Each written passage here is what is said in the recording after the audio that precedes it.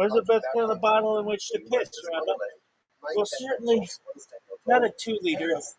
Well, that gives you a capacity. I'm kind of a big guy who needs fucking Gatorade, that wide mouth bottle. Everybody knows that. Oh, man, I got a whiz. This is the worst stream ever. I know that says Torah Hayom, which means House of Torah. Does it? No. Good. No. Today's Torah. What's House of Torah? I don't know. Yeah. Torah? Nobody fucking knows. Some fucking made-up language. Herzl or some bullshit. I gotta take a piss, though. Everybody knows that. Are you serious? No one talked to me all fucking night? This is the worst. West Side. I gotta piss. Well, this motherfucker's still gibber John. This is the worst. It's got 2,711 bullshit discussions. Well, guess what, motherfucker? I don't have that many days stream, but I do have about half that many. I had to take a shit, dog. That's what I would tell him. Dog, no one gives a shit about your little folios. Everybody's worried about whether I'm going to shit myself. This is the worst. This is the worst stream ever. I have to piss so fucking badly, dog. Come on, you shitbag. This is the worst. This shit sucks. This is the worst. Got assholes here. What's this? My fucking hand smells like poop. I have to piss. Oh, it's the worst. This is the worst stream ever. You know what? You're just blah, blah, blah, blah. Yeah, because it's fucking hilarious. Look at this body, baby. Look at this. Rabbi's going wild. I have to take a shit. There's no doubt about that. Nobody's doubting my ability to shit. I got this fucking trolley sound in the background. This is the worst. Fucking crazy. Fucking looking puppets with rosacea. Nobody ever talked to those fucking puppets about their rosacea. When did anybody ever talk to those motherfuckers about rosacea? Rosacea. Motherfucking puppets. Creepy ass puppets with rosacea. Worst puppets ever. Look at this move. What is this? What is this outfit, you fuck? I have to take a whiz, dog. But now it went away. Now I don't have to piss anymore. Oh, it's like in. Or we'll say good morning. Dog, how about you shut the fuck up? I have to piss. This is the worst stream ever. Hey, end the stream. How about you fucking work? When these assholes were programming this shit, they must have been like, hey, do you want it to work the first time you click it? No, how about the third? Why? Why not? Well, how about the first time I click it? Oh, you want it to work the first time you click it? No, sometimes it's going to work the third time. Other times it's going to work 16 fucking clicks into it. Why? Why not? Why not? Motherfucker, I got this Charlie sound in the background. Come on, you little bitch. Got these fucking puppets with rosacea puppets. Got a fucking tiger in this motherfucker. These bitches live with a giant cat. There's a fucking train coming down the fucking tracks and shit. Motherfuckers look like India. I gotta take a piss. Come on, you little bitch. Is this shit working? No, this shit sucks. I can't even see myself. It's so fucking dark. Does this shit even work? No one knows. I've been doing it for 4 fucking years and it's gonna be, oh yeah, that one doesn't work. Motherfuckers. Come on, you little bitch. This is the worst. Got this fucking trolley. This is the worst.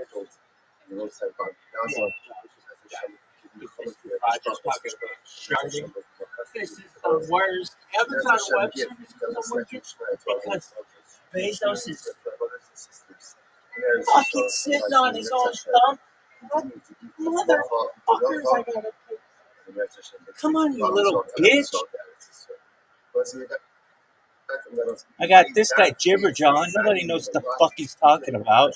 Hey guys, there's some fucking rabbi out there from like 1,000 years ago who thought if the daughter of a female cat has fucking entrails that you burn off, that should be your smoky eye. No one knows what the fuck that means. This is the worst. What in the fuck is going on, dog? This is the worst stream ever. Worst. The worst. Motherfuckers, this shit sucks.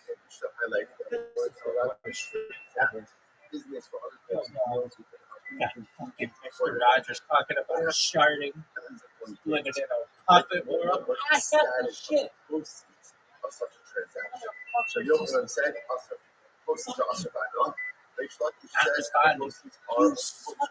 Bitch. Come on, you little bitch. Do I have to hit an end task?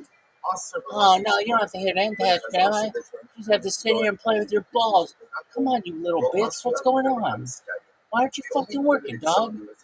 This shit sucks. This is the worst. I got this underwear string. Nobody knows where the fuck this came. From whence this came? I don't fucking know. I feel like one of those. Hey, how you doing? I have to take my kids. I know that. That I can know. I know Amazon Web Services.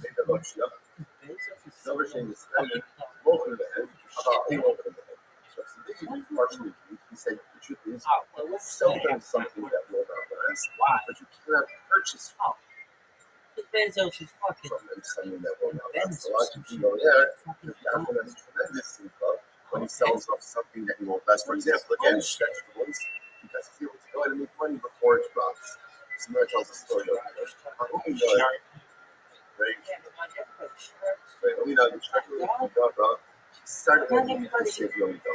So there was a his eyes are about to pop out of their fucking head and everybody's got that. This told me things that you know, this is special point.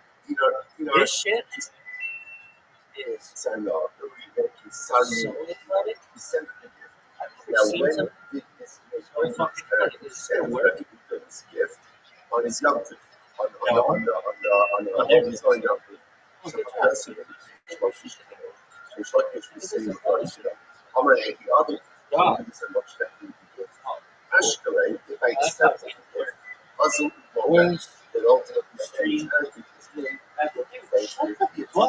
That's like Ashkelay, if I don't go ahead and accept it, how do you let you so what's we're going to talk about this concept about yeah, this is a with the outside world and how we have to be careful with that as well. You are supposed to see the with he says, oh, there's like all this stuff of someone going, throw it into a pit. Oh, sorry, just go throw it into a pit. It's trying to make this of this character. Alright, push it and so it's literally you can see it says more second for these frustration and animosity. Animosity right there, that's pretty much that. This is literally so it's literally the half of that. So I think like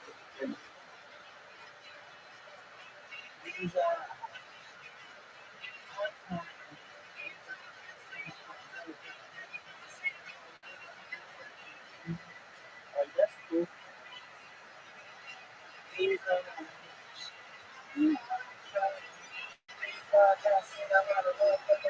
you fucking serious? What just happened? What the fuck just happened? Welcome recap. What is this bullshit, dog? Every night for you. This sounds hard. God, how to hold you. Oh, dude, good. Are you fucking serious? Are you fucking serious? Shit, this is the worst. End stream? Are you fucking serious? This shit isn't done yet? This is the worst. Motherfucker, yeah. This shit isn't done yet? Are you fucking me? Is this shit for real? Dog, this motherfucker's just blabbing. No one gives a fuck about what you're saying, dog. I gotta piss. Alright? I gotta piss. Can you get your fucking head wrapped around that? I gotta fucking piss, dog. Man, I gotta piss my balls. I'm kind of fiery right now.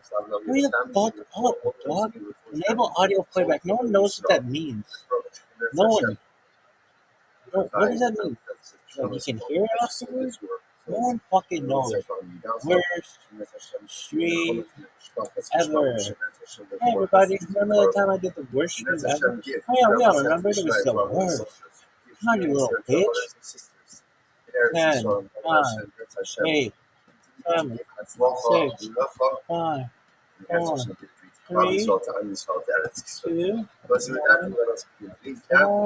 I got a shit. Scale 1 to 10. George 10. I got a CIA shit, baby. This is a clandestine thumper in my butthole, baby. I gotta take a shit. This is the worst. Yo, dude, nobody's paying attention to your bullshit, dog. I gotta take a dump. Don't you understand? Don't you understand, asshole? Fucking bullshit. Come on, you little bitch. Come on. Dog, no one gives a fuck. No one gives a fuck. No one knows when she buys. You're so fucking serious about shit. Then you're like, hey, when she buys? Like, I don't fucking know. Well, no one does, dog. I gotta take a shit. I have to take like a chicken. Like a, really? No, but I got a queef like a motherfucker. I can tell you that right now. Come on, you little bitch. This is the worst. I'm gonna cough. This is the worst stream ever. This motherfucker won't shut the fuck up. This shit isn't even right. Dude, what in the absolute fuck? And I really want to emphasize the word fuck. What's going on up here? This shit sucks. Dog. It says go live. Well then fucking go live. There you go, you little bitch. Everybody just mind your own fucking business.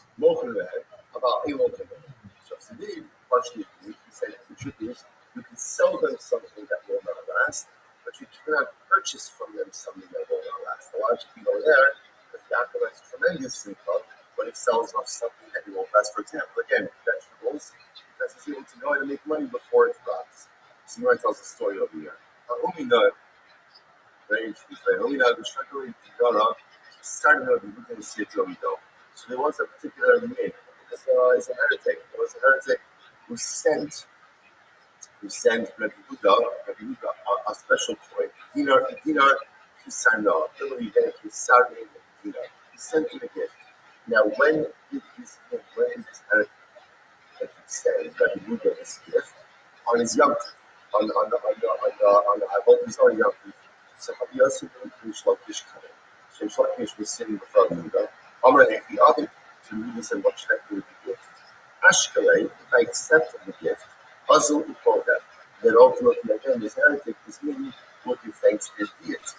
And that's not good. Well, Ashkelei, if I don't go ahead and accept it, Havila Eva, so it causes a massive. So also we're talking about this concept of Eva, the issue of animosity with the outside world, and how we have to be careful with that as well. So we were talking again and see the context. So we're going to see wasn't sure what to do with the corner. So Sean just gives me an interesting he says, oh, there's like this clothes buckets in a bar. Just throw it into a bed. Just put it into a bed. You are says, clothes buckets in a bar. Just go throw it in the pit, in the face, right in front of this heretic. I'm going to lay. So, George, you can see us for 1 second. If we're concerned about picture that animosity, ain't animosity to go in the zone. Right there, that's cat videos on you. it's on your own. It's like, I think that kind of people look like an accident. Otherwise, it's not like the trip in like the basketball. So, obviously, you can't hold on to it. I was holding on to a gift, and it wasn't exactly even a different kind of case. Because remember, this case over since one the next Mishnah, this case over there, the gift is actually being given on the youngster itself, which is even a bit more problematic than the teacher for them, because we'll discuss. So essentially says to him, pretend like you tripped, you lost it, this way again. You don't keep the gift, but you also don't create any additional animosity. Okay, so we'll say, so how do we pass it? So we'll put in the trace at the end of the day over here. What do we do in this scenario? So remember again, so the Jew violated the rabbinic prohibition, transacted business with an akum on the 3 days before his Yom Tov. What is the halacha? So the Rambam asks in Milchos Avodah Parak Tes halacha. There's like a lot of halachas in this packed into this one halacha over here.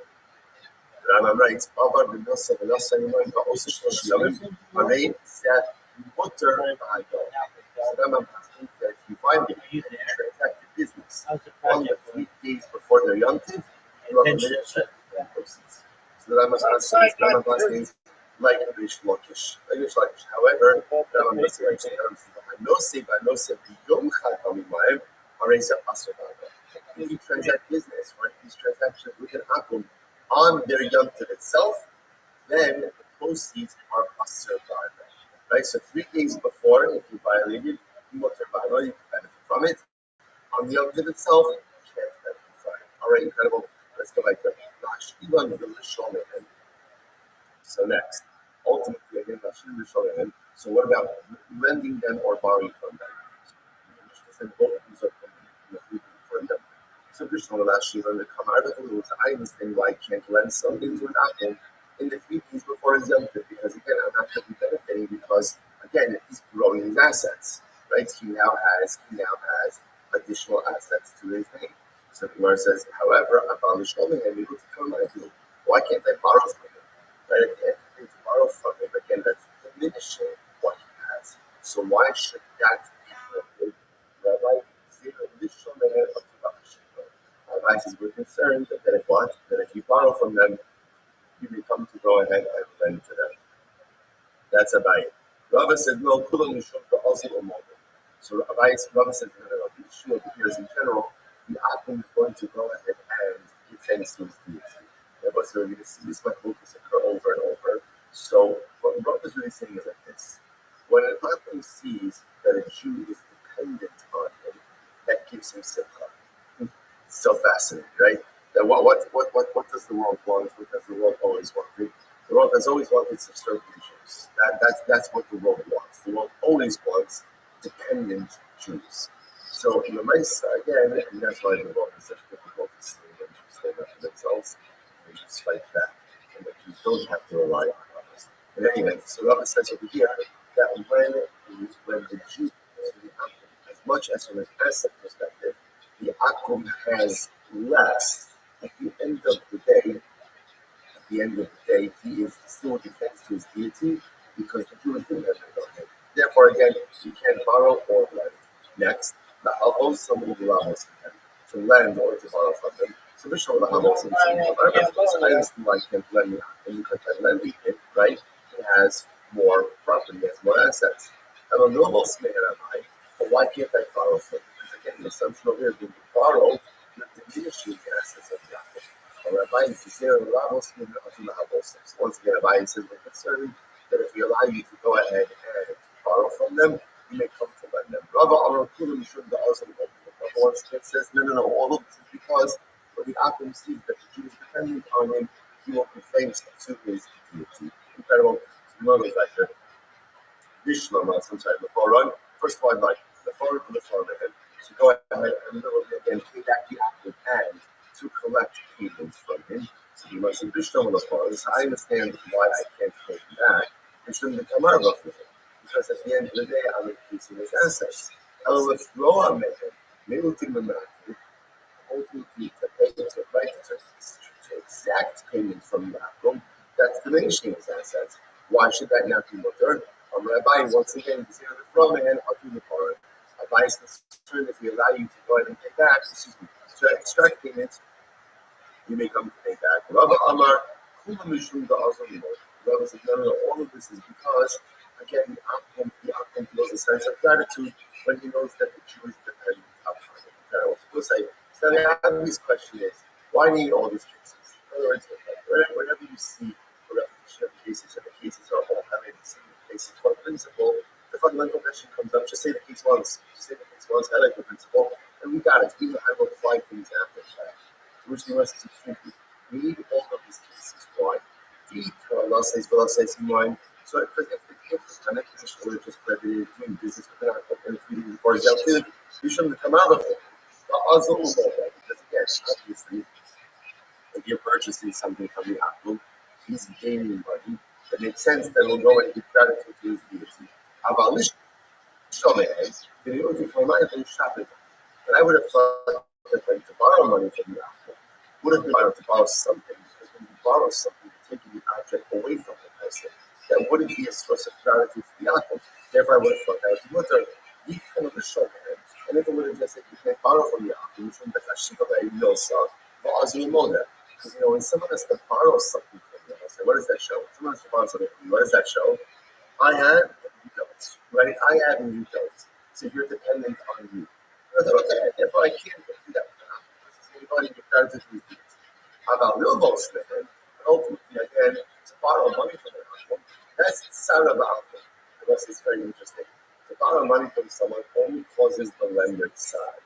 Right? Why does it cause the lender sad? Because ultimately, again, it doesn't know if he's going to get paid back. So the Gemara says, "Asara ba'alma islay amar tuf lo ajazuzi." Whenever you lend money, there's always the possibility that what you will not get paid back. So therefore, I would have thought that should have been mutter. How come it's not going to have some cut from that? So the Gemara is like, "Rabbi, had a little boss been about confident about the hash to be a hazel." But even when you just told me the case that I can't borrow money, no, because Yaakov said, no, I'm going to get my money back one way or another. I'm going to extract my money from the Jew, and I'll lift from it, and the Surah Ajus is eating with Sarah is they below us in the model. But let's say to extract him from the Akum, I would have thought that's mutter, because it's not more simple involved in that. Therefore, he's not going to go and give thanks to his deity, and I would have thought that would be mutter. Therefore, it's Yuta. So people say, look, it reminds me of all these cases, because you would not be able to extrapolate one from the other. Bottom line, all of this is going to be prohibited, either because Yaakov is going to be happy, because at the end of the day, he's gained some additional money thanks to his deity, or he's going to be happy because someone else is dependent on him. The fact that someone else is dependent on him highlights his aggrandized status, and therefore he's going to pretend to keep his deity as a result of that. And the Jew can't be involved in anything that amplifies, increases, or enhances the relationship between the Apple and his deity. Okay, incredible. But who's over in the front? So let's remember again, Yehuda. Then Yehuda holds the halach from the Mesa. You are allowed to go ahead and extract him from an Apple right in front of him. You can't collect him. Why? Because Yehuda assumes that halach from the Mesa, there is no simcha involved in going ahead and paying the debts. So therefore, again, the Apple is not going to come to go ahead and give thanks to his deity because he paid his debt. Now, interestingly enough, the Kama says, the Rabbanim say, no, the Rabbanim say, no, you can't collect the debt from Yaakov. Why? Because even if he's distressed, right in the moment about paying back, he'll be happy in the long run. He'll be happy in the long run. I think it's easy to get off instead of be happy later on, and therefore he can extract it. So one side. The Gemara says, I don't understand. Rabbi Yehuda, let's say Rabbi Yehuda, so apparently, what's at the core of this macrokes over here, with Rabbi Yehuda and Taik is this idea that if something causes you temporary sadness or long-term happiness, are you allowed to engage in that type of transaction with an apple? So there's really only one thing that fits into that category, which is collecting payment from an apple. Right now, will cause some distress.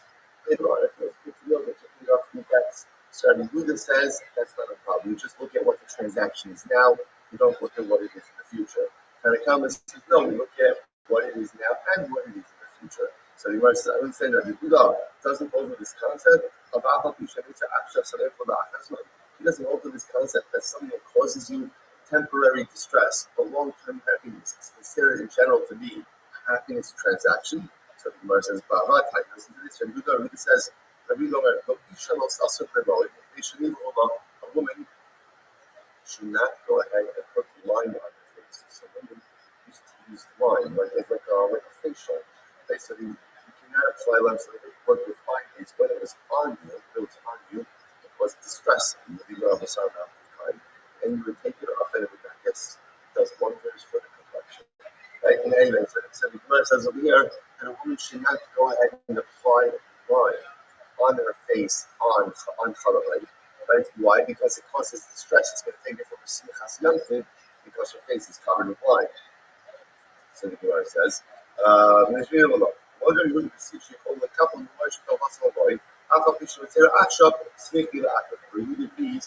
it's I guess like a shorter, like a fish of a shorter duration.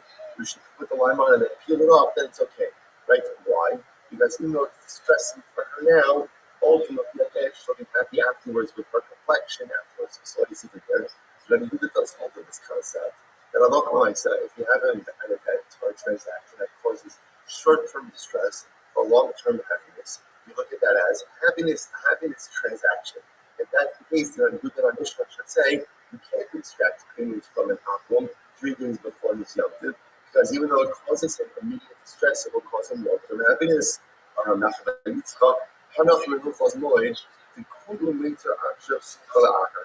So it's the mathematics says it. The truth is, don't bring in the halachos of Chalabai. Because you must in general remember if you're on Chalabai, you're really not allowed to do the law.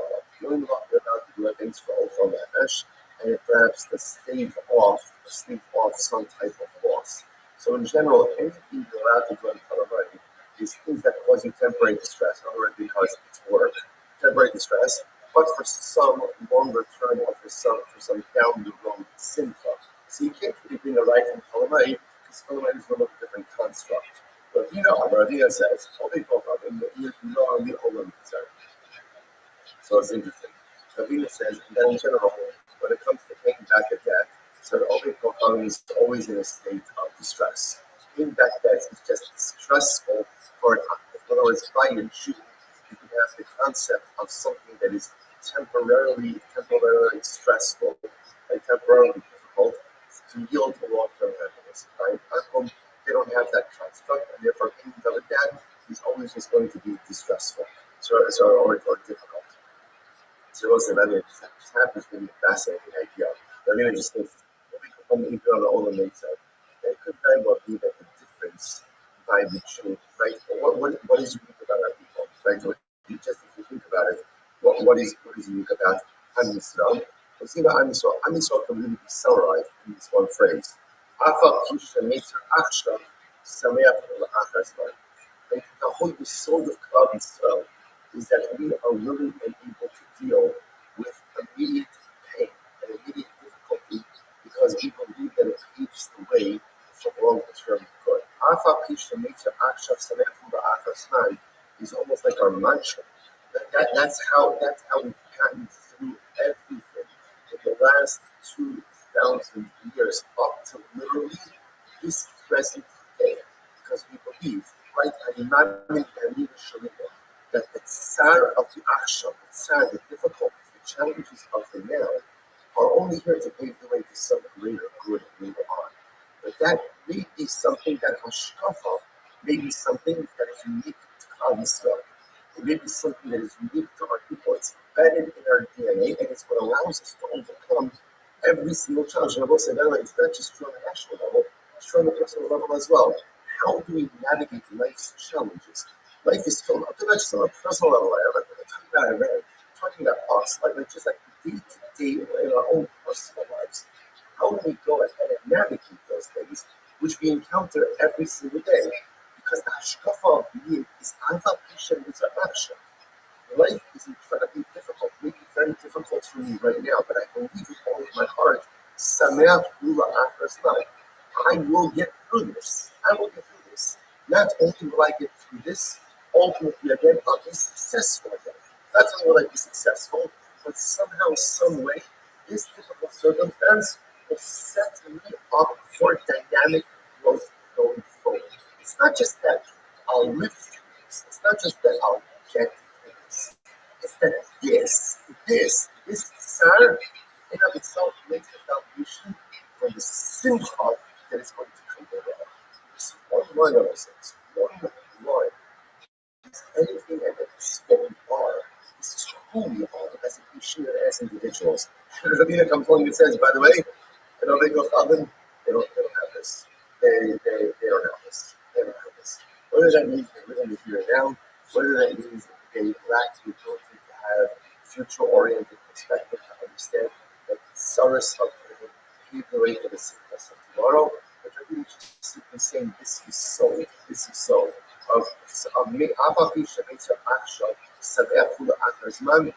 the hashkafa of the Yid, and it's unique to our people. Incredible. So Mar says, Mastis of Mishnah is very powerful. A Mishnah does not follow the original what Mishnah does say. So I'm sure we can't hold that. Malva Mishkar is very interesting. Malva Mishkar, in Nifra, in hand. Malva hand, Nifra, and they should make some numbers. Also, Mishnah Karka makes a very interesting distinction here. Mishnah Karka says that halacha l'maisa, everything depends on the nature of the loan. If I lend 20 to Yaakov, if I lend in the document, don't collect for the 3 days before the Yaakov. Why? Just wait, because since I have a document, I can collect whenever I want. If, however, it was a verbal loan or an oral loan, which is a very, very, very, very bad idea, so halacha l'maisa, you collect that whenever you can, because that's always the fear of being lost. So the only time to collect it is that 3 days before the Yaakov, and ultimately again take care of that. So it's interesting again, our Mishnah does not make that distinction. That's what I know. That's what I know. That's the call. Hilchasal, and Mishnah call. Hilchasal, and so ultimately again, so what happened? So Yosef was sitting behind Rabbi Abba, and Rabbi Abba was sitting before him. And he said as follows: the halacha follows Mishnah Karka, and the halacha follows Rabbi Abba. Hilchasal, Mishnah Karka on the Avram. So the halacha was Mishnah Karka. That's what we just said before. That there is so ultimately Rav was making this distinction, and he said it depends on every choice of loan. If it's a loan number, it's all recorded in the document. Do not collect it in the 3 days before the Yom Tov. Collect it after, so it will remain collectible. But if halacha l'maisa again, it is a nova al-head, it's a verbal loan, then collect that as soon as you can, even in the 3 days. So that's halacha there. What about what is meaning to halacha like the what are you doing? So what's the actual interesting? So as before, I'm noticing several on the small wall, but the small shafar. Shafar is small. So what's the watch this case? I give my wool to a dyer, D-Y-E-R. Right? I give my wool to a dyer. I say, well, dyer, I want you to dye it black. He goes ahead and dyes it red. He dyes it red. So what's the halacha? What do we do here? So let's say Kaplan with Aleph. So Amir says, no sin to make some road. So Amir said, essentially, the dyer is obligated to refund me the value of unprocessed or undyed wool. In other words, he refunds me back what I paid to him, and he keeps the finished product. Okay? The Buddha says, no, now one second now. The reason why the Buddha is dramatically opposed to it. But you set up a scenario where the dyer profits. Because think about this just a moment, right? I told him I wanted it dyed black. He dyed it red. It's still okay. I didn't do what I wanted, but the value of dyed wool we assume is always greater than the value of undyed wool. So essentially, what's going to happen over here is the dyer is going to get dyed wool for the value of, or for the price of undyed wool. So he says, how can you do that? You're allowing the dyer to profit, even though again he did something wrong. So he says like this: no sin was you say Allah Shabbat no sin was So the Buddha says like this: there are 2 costs here, right? So I will say, so on one hand, there is the appreciation, right? How much more now is the wool worth, and on the end is the expenses. So essentially, the Buddha says the owner of the wool is desire the lesser of those 2 amounts. Right? So whatever is the lesser of the 2, either the appreciation of the wool, now that it's dyed wool, or the expenses, he pays the dyer. So again, I, the owner of you will take dire the lesser of those two amounts and take my wool back. So you must, and therefore again, most of the that's what Buddha says that the halacha follows Rabbi Buddha in this case. And in this case over here, again, I paid the dire, the lesser of the expense, the lesser of the two amounts in depreciation or expenses. Sajur of Yosef Lahed. So Rabbi Yosef heard this, and Rabbi Yosef turned away. Rabbi Yosef, this act of turning away, right, was an act of like, what would you call this?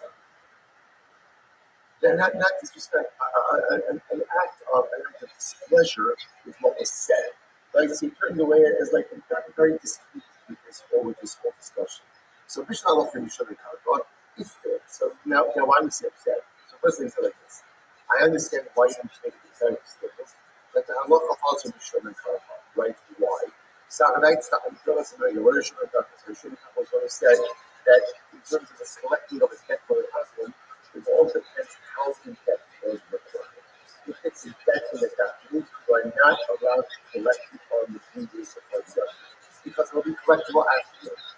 But if it's a verbal loan, you got to collect it as soon as you can because you're in real danger of losing that debt. So I understand why that statement has to be applied. So that for me, I'm not proud because we should have crossed this argument under that. Generally, the halacha is like this: but if my own see individual and the group, the halacha follows who? The group. So I try to look like the halacha remains again. Therefore, again, the Lord is going to tell us, or the Lord is going to tell us, that halacha remains so we pass the light that we should have the I understand what that statement was necessary. Halacha, you know about it.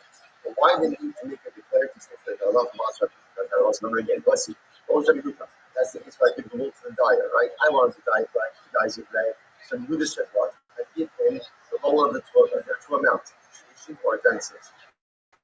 Pay him the lesser of those two amounts and take my wool back.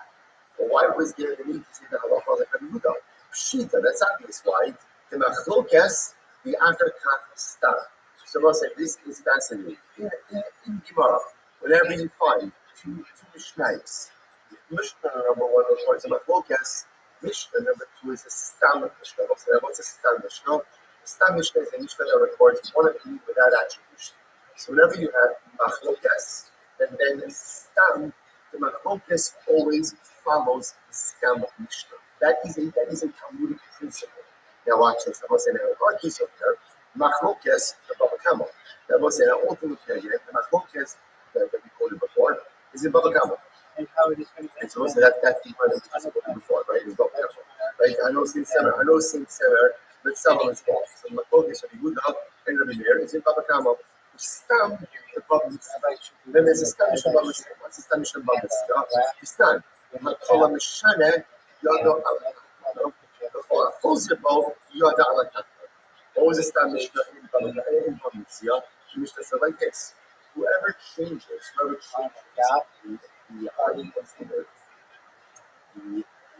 parameters of an agreement he is put at a transactional disadvantage. Just like the person who retracts is put at a transactional disadvantage. So what does that mean for our purposes over here? So again, remember in this case over here, I gave the wool to the dyer. I wanted black. He dyed it red. Because he changed, the dyer changed the parameters, changed the details. Therefore, he is put at a disadvantage. That's the Mishnah, which would then tell me that what? Therefore, I only have to use the lower of the two expenses, either or the lower of the two amounts, either appreciation or expenses. So I have the Mishnah. Now, what do I have? I have focused in public trouble between, as you just mentioned before, in there and Rabbi Yehuda, and then a stam of Mishnah. That's the Metzalachol light. Metzalachol light Rabbi Yehuda. So whenever you have machlokas and then a stam, the machlokas always follows the stam. So why do you need to tell me that the halacha follows Rabbi Yehuda? It's obvious. That's obvious. That's what Rabbi Yosef was annoyed. So you turn there like, what are you doing? What are you doing? Why do you need to such a better distinction? When it's obvious just based on Talmudic principles. For Rafuda, so why do Rafuda say feel the need to say that Allah calls Rabbi Yehuda? Why do you feel the need? Listen to this website. We shouldn't get in the Seder Mishnah. So it's very interesting. Because Rafuda felt it's not necessarily an order to the Mishnah. People are stuck this. Because I will say, okay, I sort of, Rafuda will say like this. I agree with the principle. Now, whenever there's machlokas and then stam, the machlokas follow the halacha follows the stam, which I will say makes sense, right? Because like Talmudically, what's happening is like the Gemara goes and discusses the Machlokas, and then the appearance of the Stam says the halacha is like this. So that makes a lot of sense. What terms of Rafi's problem? Rafi's problem, or what was Rafi's issue? Rafi said when it's out of some order to the Mishnah, because it's not an order, therefore what? I couldn't very well get that one. But the Stam came before the Machlokas. Or if the Stam comes before the Machlokas, then you can't apply things in 1 second. Hold on. Iachi, Kol Machlokas, Yachakach Stam, Rema Yitzay the Mishnah. 1 second. If you're going to throw out that idea, please say the Mishnah. If there is no order to the Mishnah, then what have you done? You've effectively concluded that entire principle. And you've never rely on that principle of Machlokas Yachakach Stam, the halacha to Stam. Why? Because who knows which reason came first? It's in the middle. The Huda, Kilo Aminon in Seder, the Chadam Sekta, the Shemach Sekta, which the Gemara says like this. When do you rely on an order of Mishnayos? That's in one Masechta, right? In one Masechta, it is important. In two Masechtas, there's not necessarily important. So in this case over here, because I have one Mishnah, so again, whenever we have two Mishnayos in one Masechta, so again, we can always say, Machlokas Yachakach Stam.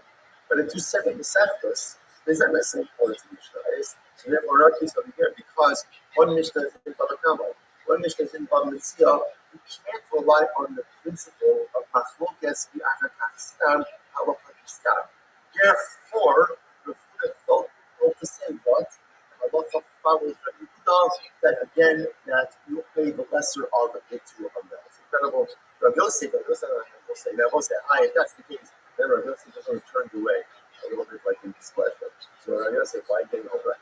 Rabbi Yosef, Kulim Nezikim Chagim Yisef. Because Rabbi Yosef calls all of this interesting. All of Nezikim has the status of one Masechta. Status of Masechta, and therefore again, he felt that the statement that Allah was unnecessary. Because the Trinity says, sorry, my own is Levi say, we should be 20 week having no plus of Sikta. But you also thought that this is different. Why is this different? Because here in this type of case, the Mishnah itself keeps the definitive. What's the definitive meaning?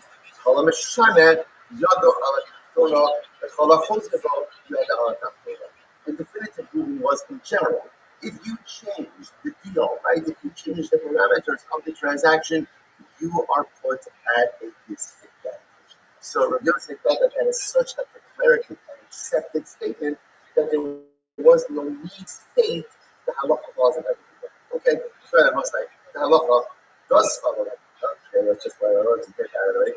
The halacha does follow that. And halacha will say again in this kind of case, let's say again, I need blue, so you dye it to dye black, you dye it red.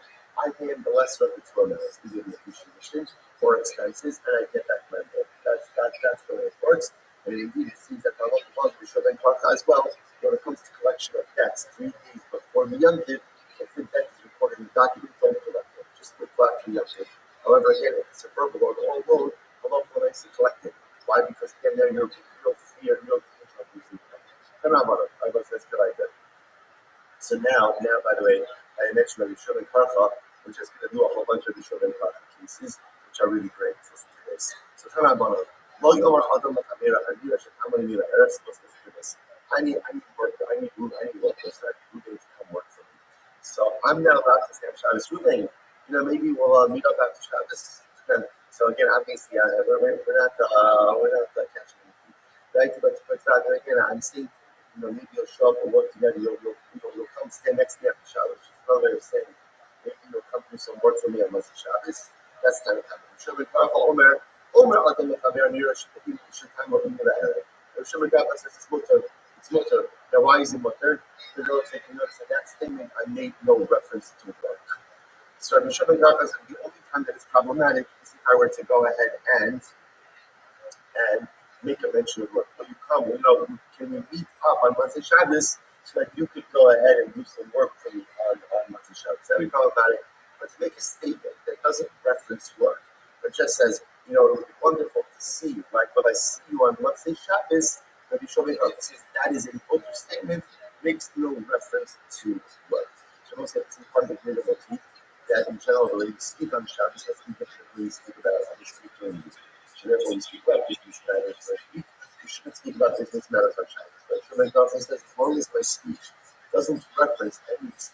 business matters, it's going to be much better. I'm a Rabbi, don't just stop and show it. Says, that again, this statement is because at least just taking at its surface, even not your statement. Well, I see, right? We want to get together Matzah Shabbos because it makes no explicit reference to business, therefore it is more than those are the instances. Initial Chacham today, those who watch this. I asked the Shaila to the Chacham, and the Chacham ruled that the item is covered. Well, you shall ask someone else. Right? Don't ask someone else in order to get something you need. Or the Chacham to answer, or you shall Chacham Yakin. If you ask the Shaila and the answer is answered, don't ask another Shaila in order to get the answer. No term. Why you trying? I was saying, well, I'm just going to put up on them, two Chachamim, half of them coming back from the tire, half of also the half of not here. So what happens is once you have to ask two Rabbanim, like two conversations to each other, you ask the Shaila. One says Kame, one says Tar, one says Mutar, one says Asar. So what's the halacha? Imay Achamim Zagam Benjamin as a Chacham Lenin, Halach Achar. So we'll say one of them is greater than the other guy. It's the Russian of your Chacham Lenin. I think that's more an expression, right? So again, if one of them is greater than the other, then what's the halacha? Halach Achar, the follow the greater Chacham. But in love, Halach Achar Machmir. And if not, follow Machmir at the end. We'll say now, watch this. Let's hold up there. So there was some actually put in such a mistake in a topic. The Shulchan Aruch Omer, Shal Torah, Halach Achar Machmir. Shal Sofrim, Halach Achar Machmir. Hold up. You don't always have to be Machmir. In a case of biblical law, or is it the Shaila is a biblical one? Okay, then go after the Machmir. If the Shaila is a rabbinic one, then ultimately again go after the Amr Gosek. No first Shulchan Aruch. It says the Allah Shulchan Aruch. The Allah said that is again how he has to. Right? Again, when you have a suffix in Allah, so suffix to Oraisa, suffix to Rabbanon, again with people. To Rabbanon. So we're not Shulchan Aruch. So to Rabbanon. The Kulan Sheikh Hazur Bahen in Kabul also with a third minute. Let's say I have someone who is possible in this people. So Rashi plays up over here. Has one at the Amir Aretz. Now it's interesting that Rashi proves over here Amir Aretz. Let's focus on the gospel. A thief. A thief is possibilities. A thief is possibilities. So I said, this is by the way, such an incredible Gemara. Right? So now let's say you have a thief. And the thief did tshuva. He does tshuva restore his ne'emonos? Does it restore ultimately again his believability or reliability? Does it restore his status as being someone who's trustworthy? So now, for example, is he allowed to show up in Bezdin and go ahead and give testimony? So Rabbi Meir says no. Once you ruin your status, once you ruin your credibility, you cannot restore it. That's scary Shiva. And Yehuda Arnit says, "Oh, Chazir B'Ayim Matmoni, also in Mekabel, also if our Hesya Mekabel." So I suppose that Yehuda is something very interesting. Yehuda seems to say, the way it literally translates is like this: if he did Shuvah privately, we do not restore his credibility. If he did Shuvah publicly, we restore his credibility. So let's say, which is interesting. So it sounds like again everything depends on the public versus the private nature of the Shuvah. Ideally, alternate version of this. Asi different matmonios, the Kabbalah, so on the base. So the Hesed Mekalos, the alternate version of this is what was the nature of the Avera? If you did the Avera, if the Avera was an Avera done privately, then ultimately again credibility can be restored. If it's a public Avera, credibility can't be restored. What's the logic over there? They'll say all of us commit Averas. But at least if I committed Avera, ultimately what? To be able to do it privately. Right? Because what does a private Avera show? What does a private Avera highlight? That halacha l'maisach, there's a sense of shame.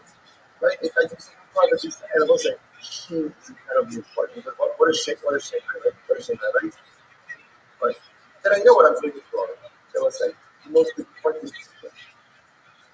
I'm not going to say, raise your hand, right? Yeah, because when I say all sins, I'm pretty sure actually, it's only 6:31. Right? I'm sure some of us already a couple of bananas to commit. right? So Lamaisa, the fact that we sin, that's obvious. What is incredibly important is that Halacha Lamaisa, you feel a sense of embarrassment. Because at least, see, the greatest challenge is not when you sin. What's the greatest challenge? When I begin to justify my sins. Right? That's where there's a lot of challenge. Because we do this all the time. And it's incredible how we do this, right? We go and we make excuses. Why this is not a bad thing. Or the truth is, I'm not bound by some other things because I have a different hashkafa. Or this, or that. We grew up with all kinds of reasons why we're not allowed to do the negative behaviors. Besides that, it's just exhausting. It's so much better instead to say, I'm human, I'm frail, I make mistakes. And maybe to be more honest and say, you know what? I'm not even correcting certain things right now. I mean, but as long as I keep constantly in mind that I know that it's wrong. We all live like this in life with certain things. I know that it's wrong, but I'm supposed to make it. We have to always remember, we have to be honest with ourselves and honest with each other. So Moshe has tremendous patience for someone who sins and is honest. If he loses his divine patience, he's going to sin and be dishonest. You pretend that it's not about. So he works like this. Everything depends on how you sin. If you sin privately, that means there's a sense of busha. If there's busha, if there's embarrassment, that means I know that it's wrong. If I know that it's wrong, that means that there's tremendous hope for me because my moral compass is intact. When a person sins publicly, public sinning is a much bigger deal. Because public sin means that to a certain degree, a person has lost their moral compass. So if you down over here, Rabbi says like this: if you sin publicly, you cannot restore your credibility. If you sin privately, you can restore your credibility. But we'll say get into this. The best line in today's daf. No, they're all excellent lines in today's daf. One of the best lines in a personal level. Rabbi Shimon, will say second line. Big talk is big talk from the public. No, it doesn't matter what you do. Doesn't matter what you did. You sin privately, you sin publicly. You do tshuva privately, you do tshuva publicly. Whatever you do, you always restore your credibility. Why? Because no matter how severe the sin, no matter the location of the sin, no matter you justified to yourself, you lied to yourself, you're honest, you're dishonest, whatever you did, whoever you are, tshuva is always accessible. Shuvu panim shovah. Return wayward sons. Who's the wayward son? Who's the wayward son? It's me. Who's the wayward son? It's you. We're all the wayward sons. And the Torah teaches all of us and says, just come back. Just come back. Just come back. Just get things together. Just get things on the rails. Stop spending all of your mental and emotional energy trying to justify why you did and why it's really not wrong. Just own it. Just lean into it. Just accept it. We all sin all the time. We're all doing things that get thrown up in front of us. But if you just get our act together and just get what we've done, it says, I'm waiting for you. The door's open. The door's open. And we listen, there's no judgment. There is judgment. And the door's still open. So the Shabbat Dharma says, no matter what you've done, no matter who you are, you can always restore your faith. Incredible. People say it's the best line in the world. Yochanan, don't let us stop. Yochanan says, the halacha of myself has the hashkafa of myself. Follows Rabbi Shimon, Rabbi Shimon. Halacha of myself, anyone who restores their credibility, obviously, also from a judicial perspective or from an English perspective, there are certain steps a person has to take in order to restore their credibility. That is absolutely valuable. But from a hashkafic perspective, no matter what I've done, no matter how badly I've messed up in life, the door to tshuva is always open. Shuvu, banim tshuva. I will say it again. We haven't heard these statements. We haven't heard this. Even Rabbi Shimon Abuya, right? Even Rabbi Shimon Abuya heard this statement. Everyone is going to shove it. It falls out every single day. Shuvu, banim tshuva. Then a shava hears it. I just have to be courageous enough to act. Right? Incredible. All right, I will say, Mazel Tov on finishing the first Mishnah in the second Shabbat Zara. Now it's a little Mishnah. Now our second Mishnah. Here we go. So, on Rabbi Shmuel, we actually referenced this again, so he's definitely a bit. Rabbi Shmuel Omer, Shlosh Lefnei, Shlosh Lacharei, Rabbi Shmuel actually always says that only 3 days before their Yom Tov, but it's the 3 days after their Yom Tov. That you're not allowed to transact with their Yom Tov as well. The Chum say, Lefnei Idei Aser, the Achrei Idei Yom Tov. The Chum on the other hand say, no, it's only the 3 days before their Yom Tov that's problematic, not the 3 days after. says the Gemara, Amar Kafir Shabbat, the Amar Shmuel, the Atham Rabbi Shmuel the organizer. So also remember again, we saw this yesterday, that Rabbi Shmuel holds Sundays. You are never allowed to transact with an Atham on Sunday. Sunday is the Yom Tov. And remember again, Rabbi Shmuel also holds that the 3 days don't include the day of.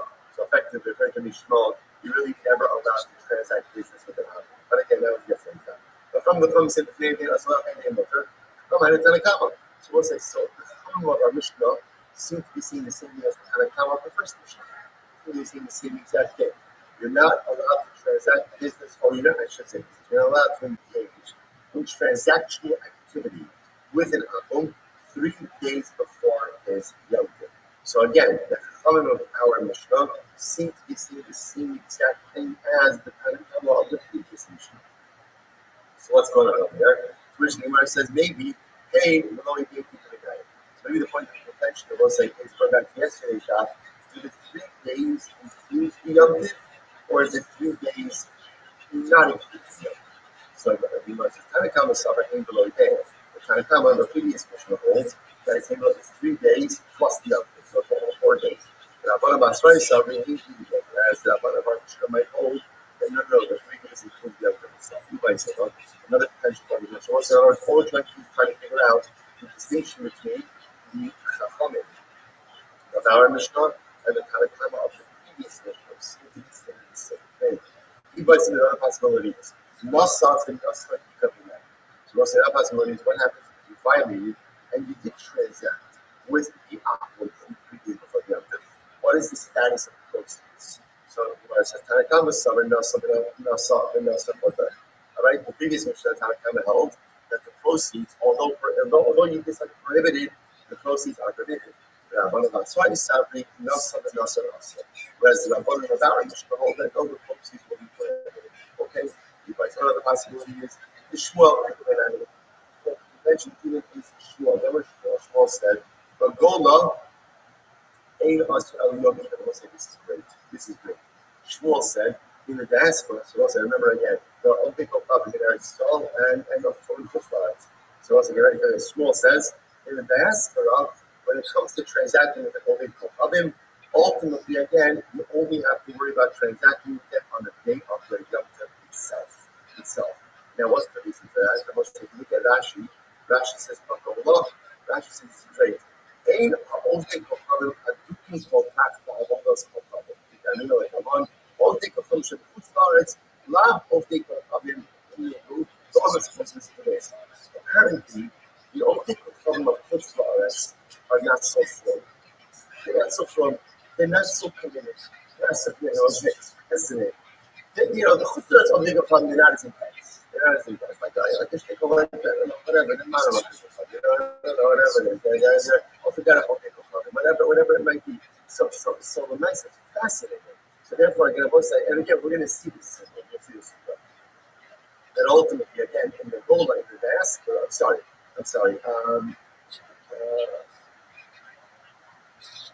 Shmuel statement. So the goal line is so again, Shmuel holds that in the goal line diaspora, ultimately, again, only transacting with them on the day of the actual Yom Tov is problematic. But ultimately, again, like the other 3 days are not. Tanakama is like Shmuel. So Tanakama, in other words, Mishnah holds like Shmuel. And ultimately, Rabbanah Basrai less than Shmuel. So I can later Rabbanah ultimately again go with Shmuel. Okay? You might say that the possibility is right? Ultimately, again, so other possibilities, and this is incredible because it's actually going to fuel a lot of our next studies.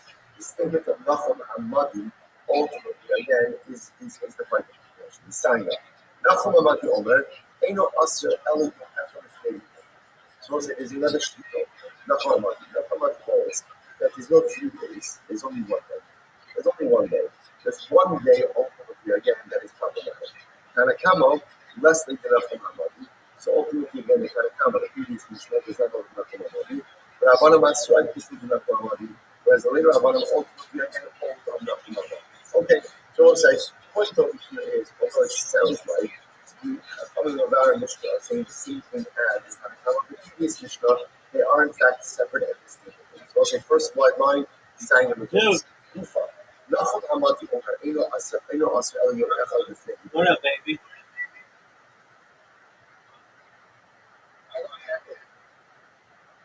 Oh boy, that's a tough thing. Okay, talk to me about it. What happened?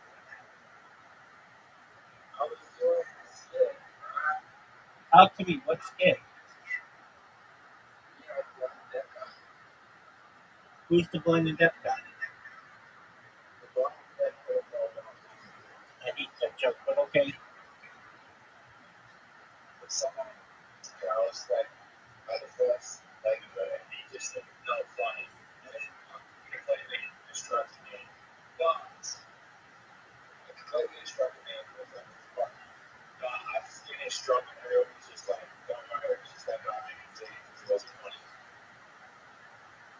Okay, that's good. Did you tell the joke about the homicide hotline? Why?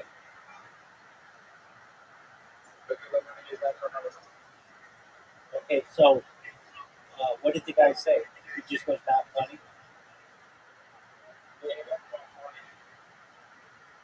Okay, that's all he said.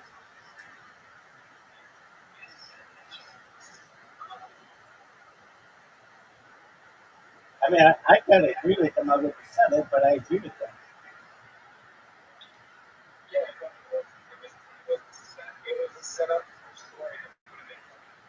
Okay, so did you even get the story out?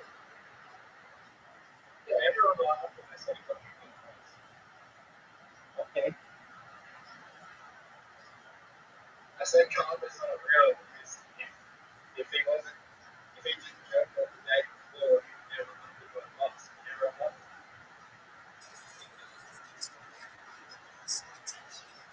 Okay.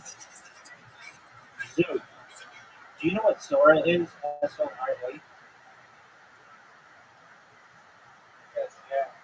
Yeah, God, it's fucking amazing.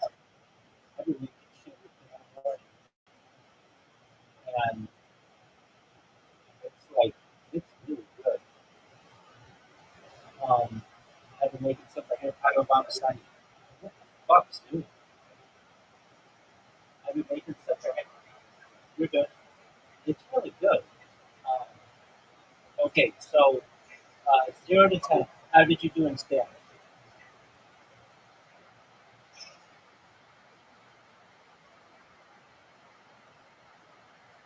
0 to 10, how did you? Okay, did you? Okay, no, I understand that that's going to happen. Was that was Chelsea there? All right, if she did you record it? You recorded it? Who's Allie? Okay, did you record it?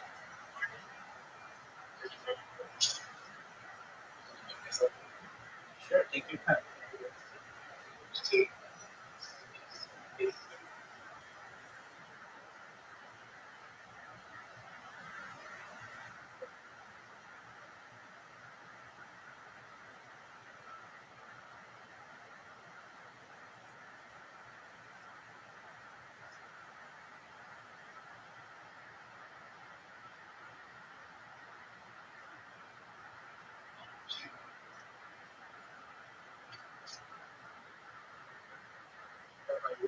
Yes, sir.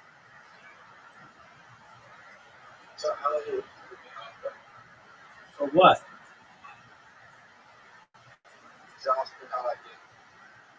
I what? Like, what was for? What was it?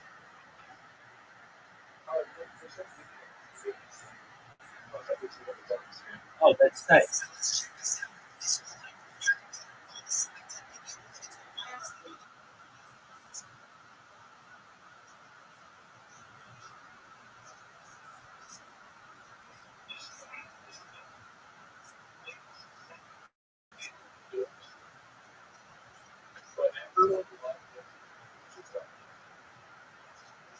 Okay, what else did you say?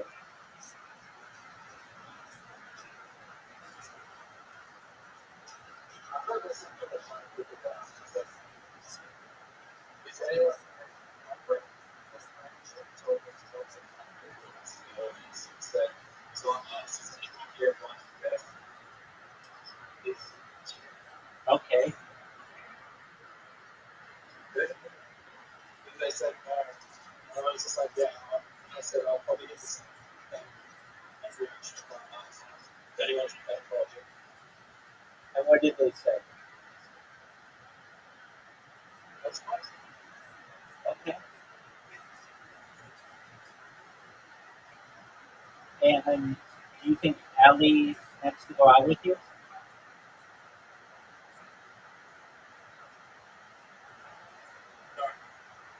Why not?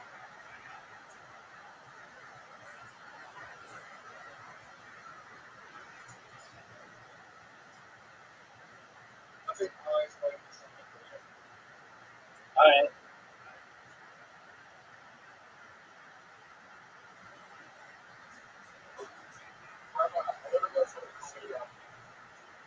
Okay.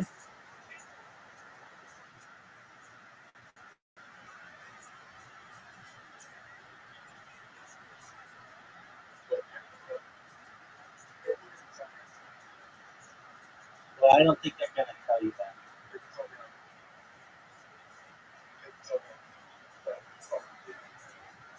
All right. Did you talk to him later on? What did you say to him?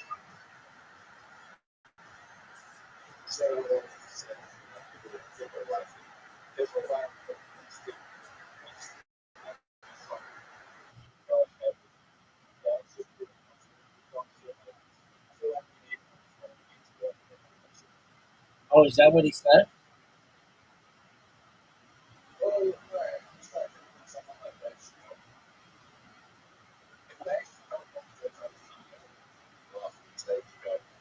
Yeah, but Dave Chappelle could read the telephone book of people. Dave Chappelle could read the telephone book of people with that.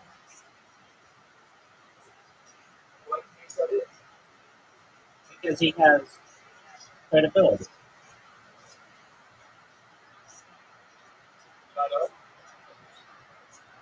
Correct.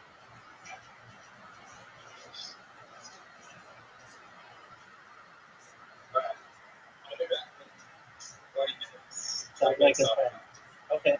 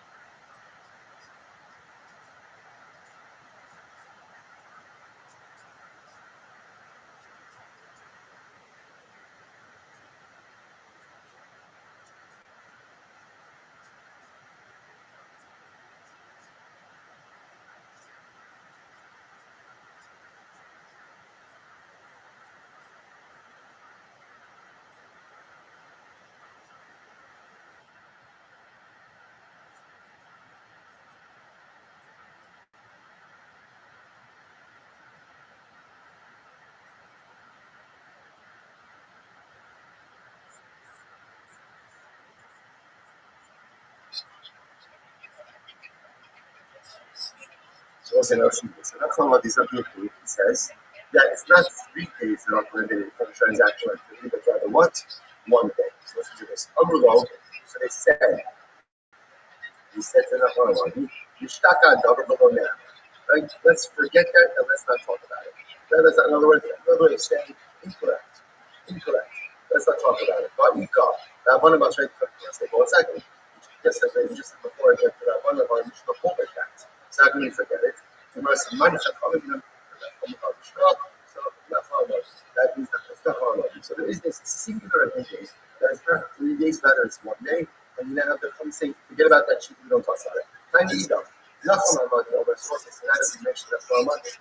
We're going to keep mentioning that about the over sources. I just want to point out that in this discussion regarding like things that are actually significant.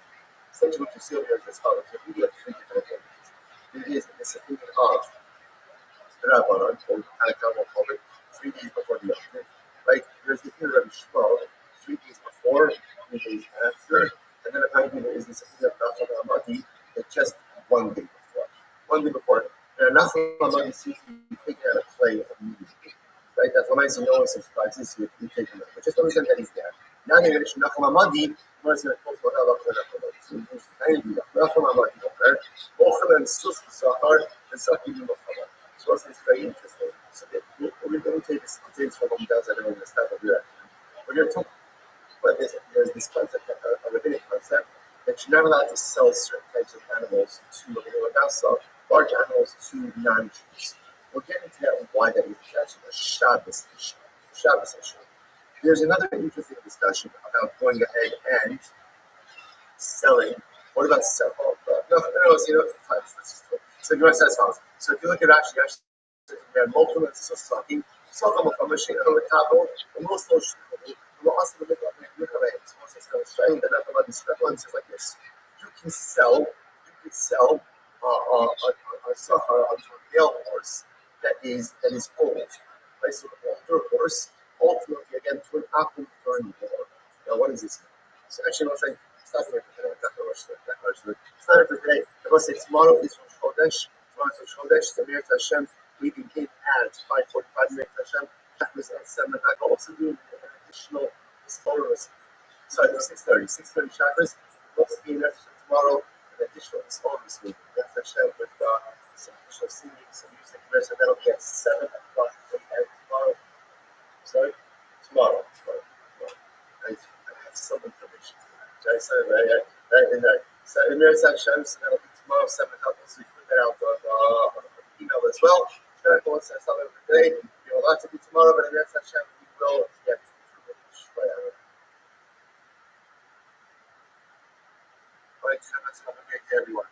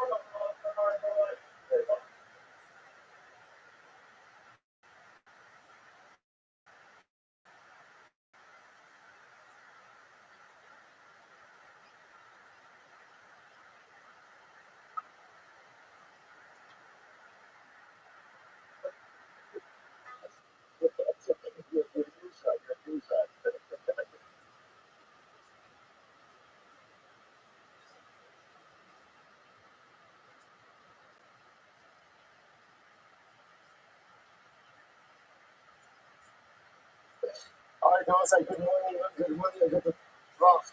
A great source for Hashem to be able to continue and accept some of the songs together to keep by thanking all of our sponsors for this morning's share today. Our annual commentary sponsor for 5785 Production Day, the Kosovo Shvach of Eretz Yisrael, we dedicated Orchestra Matroshos this year.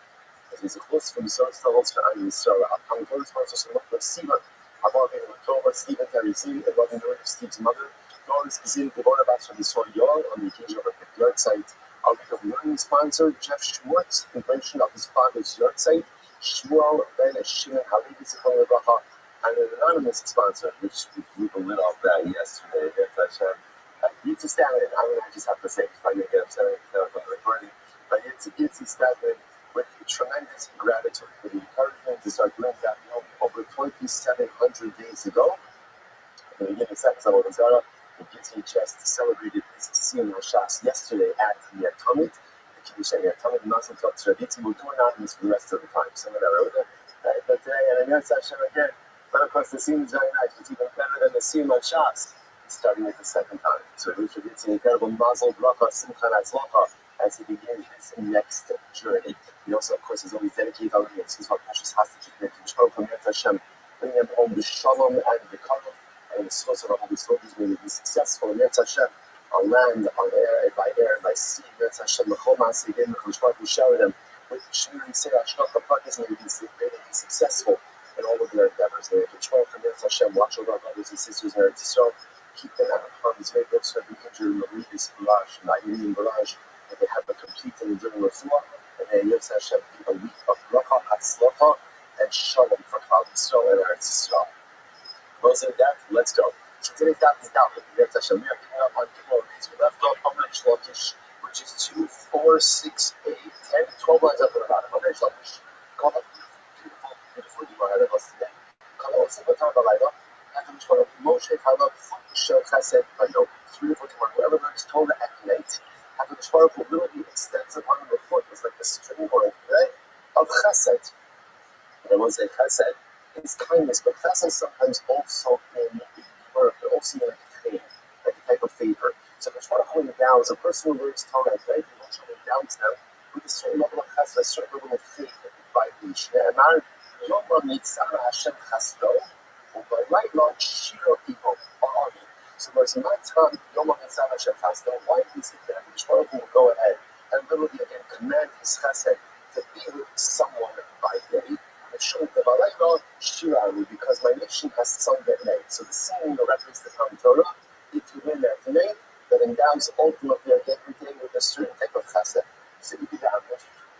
The messages before we go on, it was just tremendously something that was to be so those. First of all, it's in the Torah at night. It's Shal Chesed by day, so understand. And really, you can't say at night. So really what it's saying is like this. On one level, a person who begins at night is really beginning their calendrical day with Torah. When you begin your day with Torah, there's a special chesed that develops upon you, a special divine favor, a special divine kindness that develops upon you the entire following day. That's number one. Number two is that in general, what's nighttime? Nighttime is the time that we relax. Right? Nighttime is the time that we take for ourselves, we work hard during the day. I understand. We still want to right? I want to take it easy. I want to relax a little bit. A person who takes time out of their really allocated relaxation time to be able to learn Torah and accept to HaKadosh Baruch Hu, there's a special chesed, there's a special thing, there's a special reward that comes to a person like that. Incredible. Ibidam, others explain. Amr Lakish. All right, one more interpretation of that also is the idea of also Torah Balayla. Layla is often a reference to difficult times. Yom is a reference to good times. Layla is a reference to difficult times. So someone who's also Torah Balayla means someone who never allows his dedication to Torah to waver, even in difficult times. How do you say life is good? There's no point to mind. It's easy to learn. What about when there's difficulty, adversity, challenges? So call also Torah Balayla. Whoever learns Torah when things are difficult, HaKadosh Baruch Hu Moshe Halav Chut Shel Chesed Bayo. HaKadosh Baruch Hu will make sure that in Eretz Hashem you are able to see the chesed of what? The chesed of Yom. Incredible. Incredible. Shnei Marko, Ibidam, the other interpretation, Amr Shalkish. Kava also the Torah Obamazeh, Hadomer L'Laylo. Whoever learns Torah in this world that is often compared to night, like Torah, like this one's compared to night because of the difficulty, because of the challenges. HaKadosh Baruch Hu Moshe Halav Chut Shel Chesed Ba'olam Haba Hadomer L'Laylo. Ultimately, Hashem will extend upon them a thread of chesed in the world to come that is compared to the dish. Ne'emar, Yoma Mitzav Hashem Chasdo. So it says a beautiful idea. If you put in the time in this world, we've seen this motif over and over. You put in the time in this world in Yetz Hashem, you will reap the benefit in the world to come.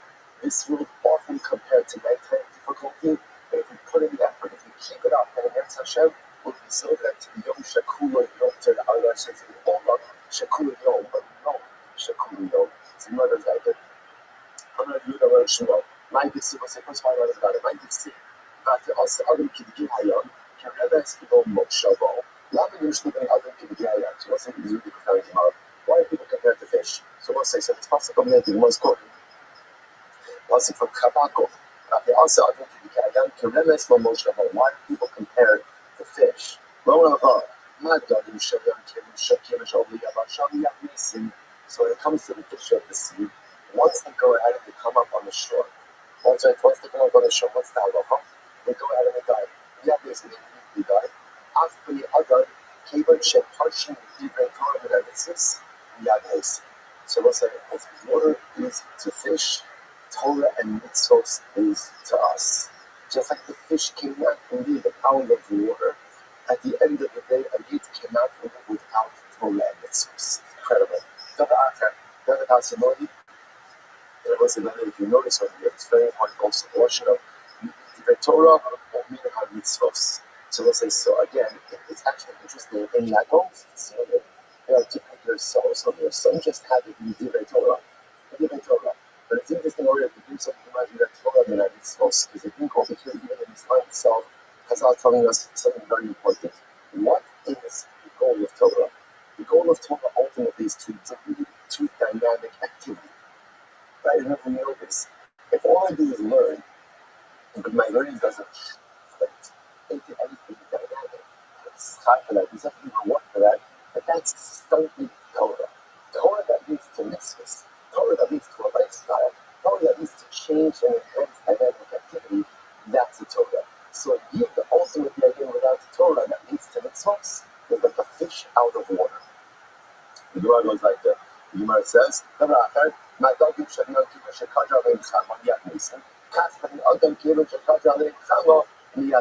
is very interesting. The other possibility was the comparison to people of fish. Just like the fish, if the sun begins to shine down on the fish, so ultimately if the fish die, so to again, people, if the sun begins to beat down on them, they die as well. So what is that talking about? Everybody's in the whole of that. Everybody's in the whole. Some say this reference to the sun being the source of a person's death is a reference to the sun in this world. Others say it's the sun in the world to come. What does this mean? Everybody say all of us that. It's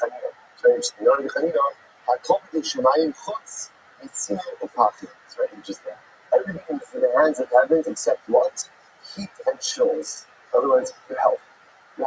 Or I should say, taking certain precautions regarding your health. Obviously, my general health is in the hands of HaKadosh Baruch Hu. But at the end of the day, sometimes I have to make sure that I'm taking care of just myself on a day-to-day basis in order that I do not become subject to literally again fever and chills. Look at Rashi.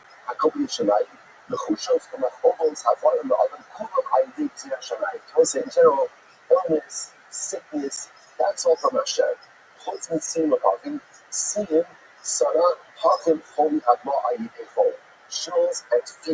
So it's interesting over here that the idea that Chazal felt that at the end of the day, there are certain things you can control about your basic health. So the Gemara calls this, chills and fever. So the Gemara says over here, so therefore HaKadosh Baruch Hu goes ahead.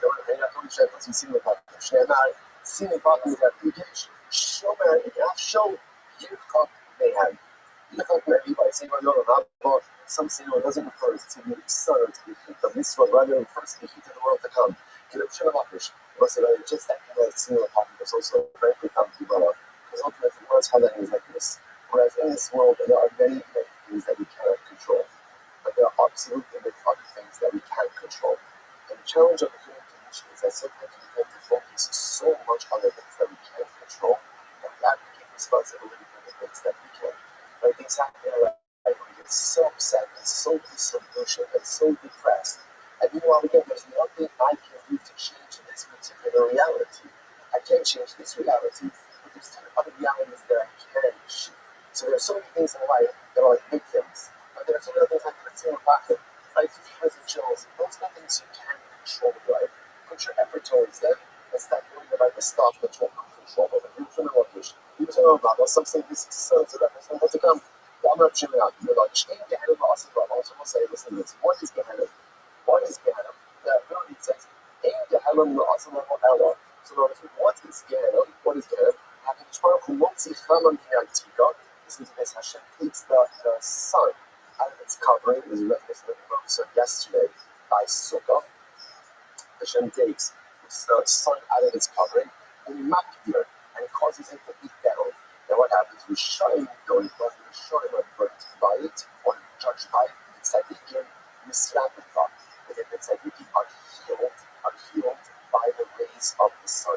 The shine going by the wicked of judgment was a type of doubt.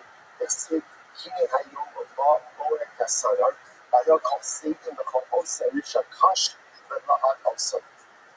I know Abba Amra Hashem Tzavakos Hashem O Yatzov Rav Shoresh Ba'ana.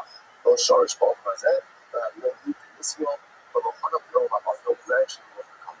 Tzaddikim is strapping, but the tzaddikim are healed by this sun that is being down. The sun of a family, Yirei Shemi, Shemesh, Tzedakah, Marta, Nafta. So it says, I'm recording this lesson. Moses, executive supervisor. The sun will come out for you, those who fear the real idea. There will be a son of Stockholm, Marta, a son of righteousness, behind this healing sun that will heal you. It's incredible. All the publishers I know right now, and the other tzaddikim healed by this sun. But rather, again, they actually enjoy it, right? It's actually beneficial to the Shemar. You like to stop a push down to every right there. So let's say, so again, so rest of all. It's an incredible Gemara. Let's give us perspective as Gehenna.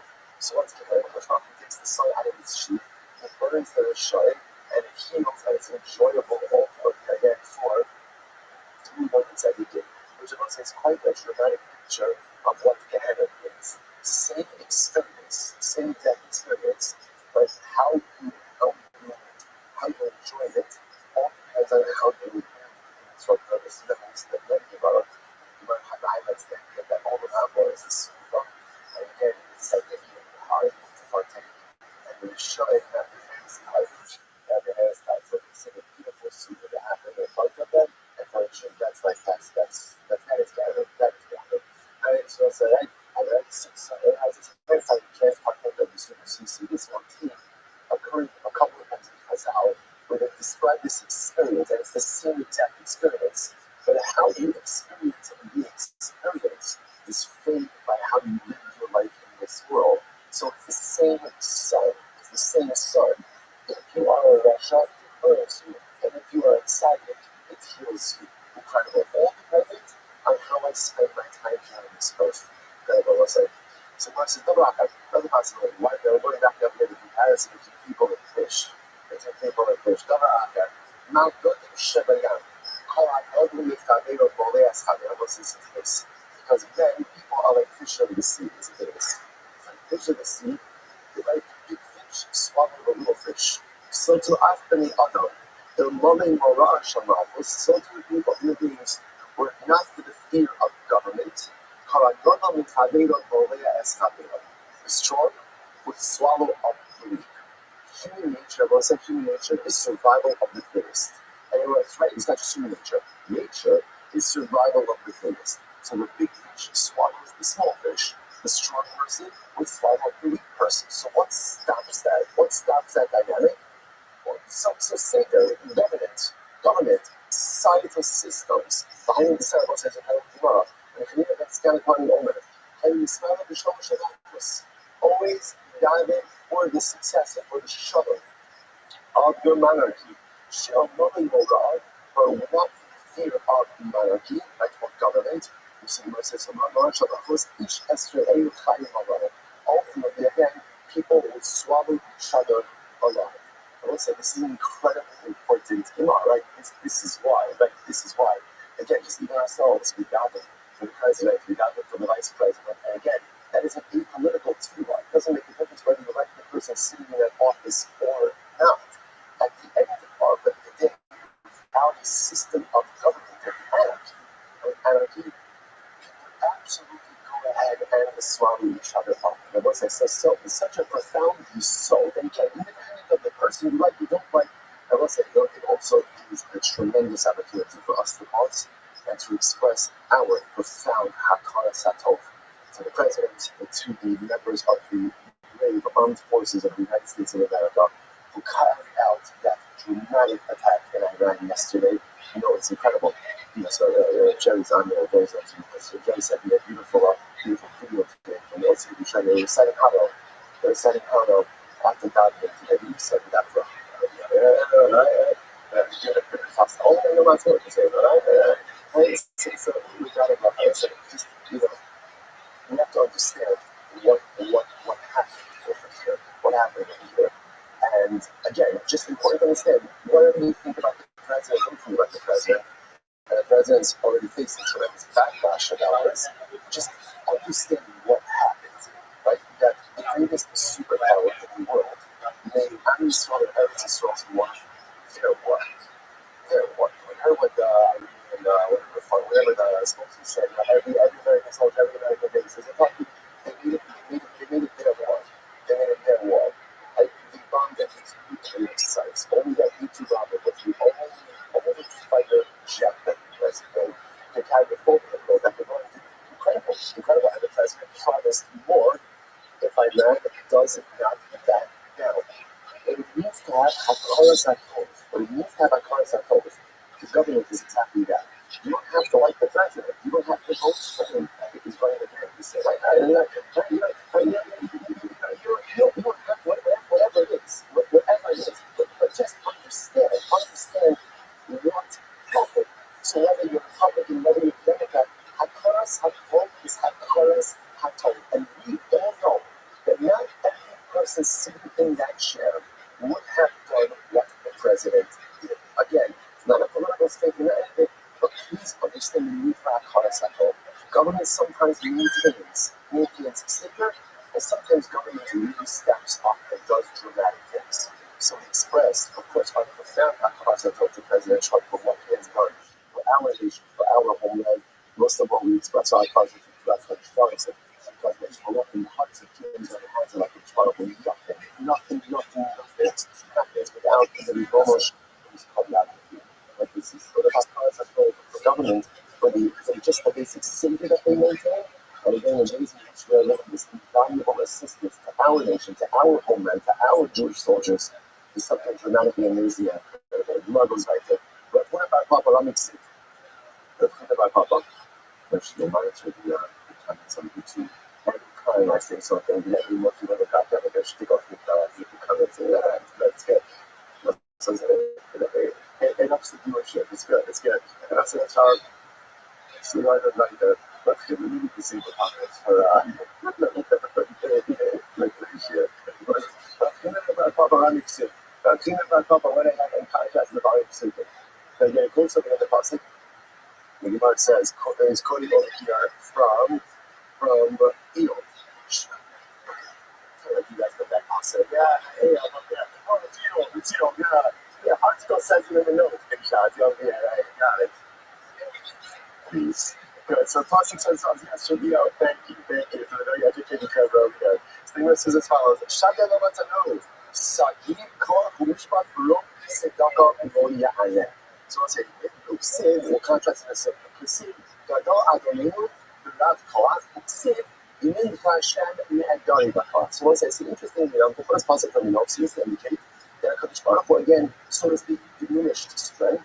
And then the second psukim highlight the idea that HaKadosh Baruch Hu has an enhanced strength. So how do you reconcile those psukim?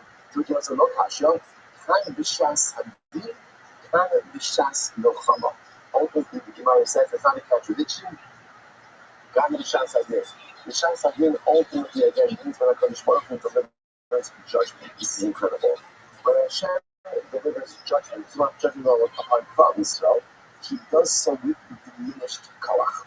But intentionally, tries to do whatever he can ultimately to promote the Klal Yisrael. Can the Shas Melchama.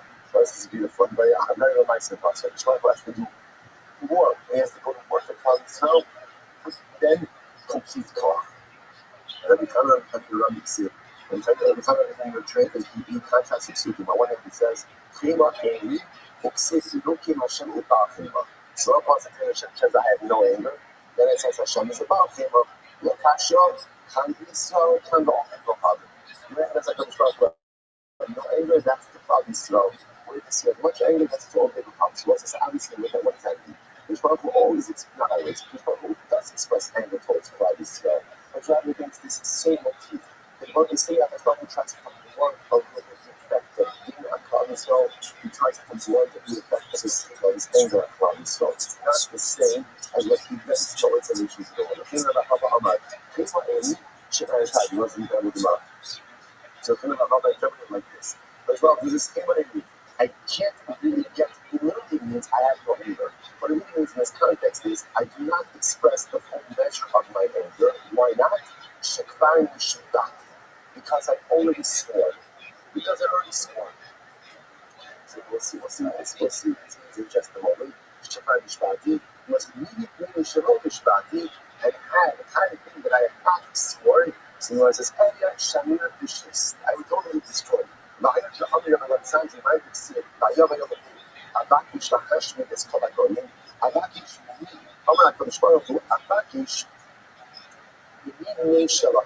we're looking at literally the chronicles, the history books of the nations of the world. In each life's course, if ultimately I'm going to have some merit, that's what I will redeem the nations. They rough, but if they have no merits, I will destroy them. Even though I had a sure, I'm not going to go from Israel. Ultimately was talking about the idea that a Kodesh Baruch Hu went ahead and he was sure about his children. He made a sure ultimately for our ancestors not to destroy Klal Yisrael. If I did not have that sure, he would feel the full measure of my faith. And now ultimately again, Kodesh Baruch Hu does not express his full measure of anger to Klal Yisrael, but does express that full measure of his anger to the nations of the world. Now that being said, if the nations of the world have signals, Kodesh Baruch Hu absolutely takes that into account. Remember that the word Kodesh Baruch Hu Israel. God as Israel, when I judge Klal Yisrael, I do not judge them like the nations of the world, but the idolaters. They say, Hello, I move from the hand to people shut kind of golden. So this is very interesting. So ultimately, again, when I judge the Obi Kohabim, so the Gemara quotes the pasuk from Cheskel, so Ava recollection of Ava, of iniquity. But when I judge a Klal Yisrael, so I judge myself to preach that kind of goal. Now, also what this really means is like the pecking of the roosters. What does this mean? It's just like when a chicken or a rooster, when it pecks, like it pecks a little bit at a time. So Baruch says, when I punish Klal Yisrael, I punish them only a little bit at a time. This way, again, I love the full measure as opposed to punishment coming like in one way. I spread it out like the pecking of a rooster. That way, that can make the full effect of it. I have no idea what this is. It looks like anyway, you see this thing of a little bit of punishment at a time coming in that times place, and it looks like zero brings down. So if a person reaches into his pocket and meant to take out a quarter, but instead takes out a nickel, they must fall. That's pursued. That's divine punishment. What does that mean? And interestingly enough, is sometimes the way that I Kodesh Baruch Hu visits, because the truth is, a lot of us aren't deserving of punishments because we've got our parents, we've got that parents, we haven't done Shuvah. So what Kodesh Baruch Hu often does as a chesed is, he turns our punishments into a series of sustained inconveniences. And those inconveniences, ultimately, again, they take the form of punishment. And it looks like it's very important to so in life. So I always writes about this in Ghana and he says this is why like a person has to take the inconveniences of life in stride. You get stuck in traffic, you get a flat tire, like all the things that really, really annoy us in life. Just understand sometimes it can be for something good, but sometimes it's okay to perish. Sometimes it is. But so much better to get the ocean of life in the form of inconveniences than in the form of straight up punishment. Because sometimes, again, those inconveniences are for some greater good, like some greater good. Obviously, you have no idea how to know what is what, Otherwise, it's just all of that mindset of like so much gravity. The ocean of life has convenience than anything else. The one is like, never ask her. I give you also mitzvah, the one I keep in the act, keep each other in the golden. Shemayat in the ashbon, I can start in the cheshbon daughter. I will say this is so beautiful. First of all, what does it mean when it says that Hashem compares us to the pecking of the rooster? Because rocks like this, even if it's only because a little bit of a mitzvah, like a little mitzvah, just like the pecking of a rooster, I go ahead and I combine that to cheshbon daughter. So let's say this is such a such a beautiful use. So these controls are just like when you use the text a little bit at a time. Sometimes the beat does a little bit swing, a little bit, so you might think that perhaps like a little bit of disjointed pieces, like or a lot of disjointed pieces, don't really combine to form something substantive. It's natural. Every single thing that we do, every little thing that we do, combines to some greater amount in the eyes of HaKadosh Baruch Hu.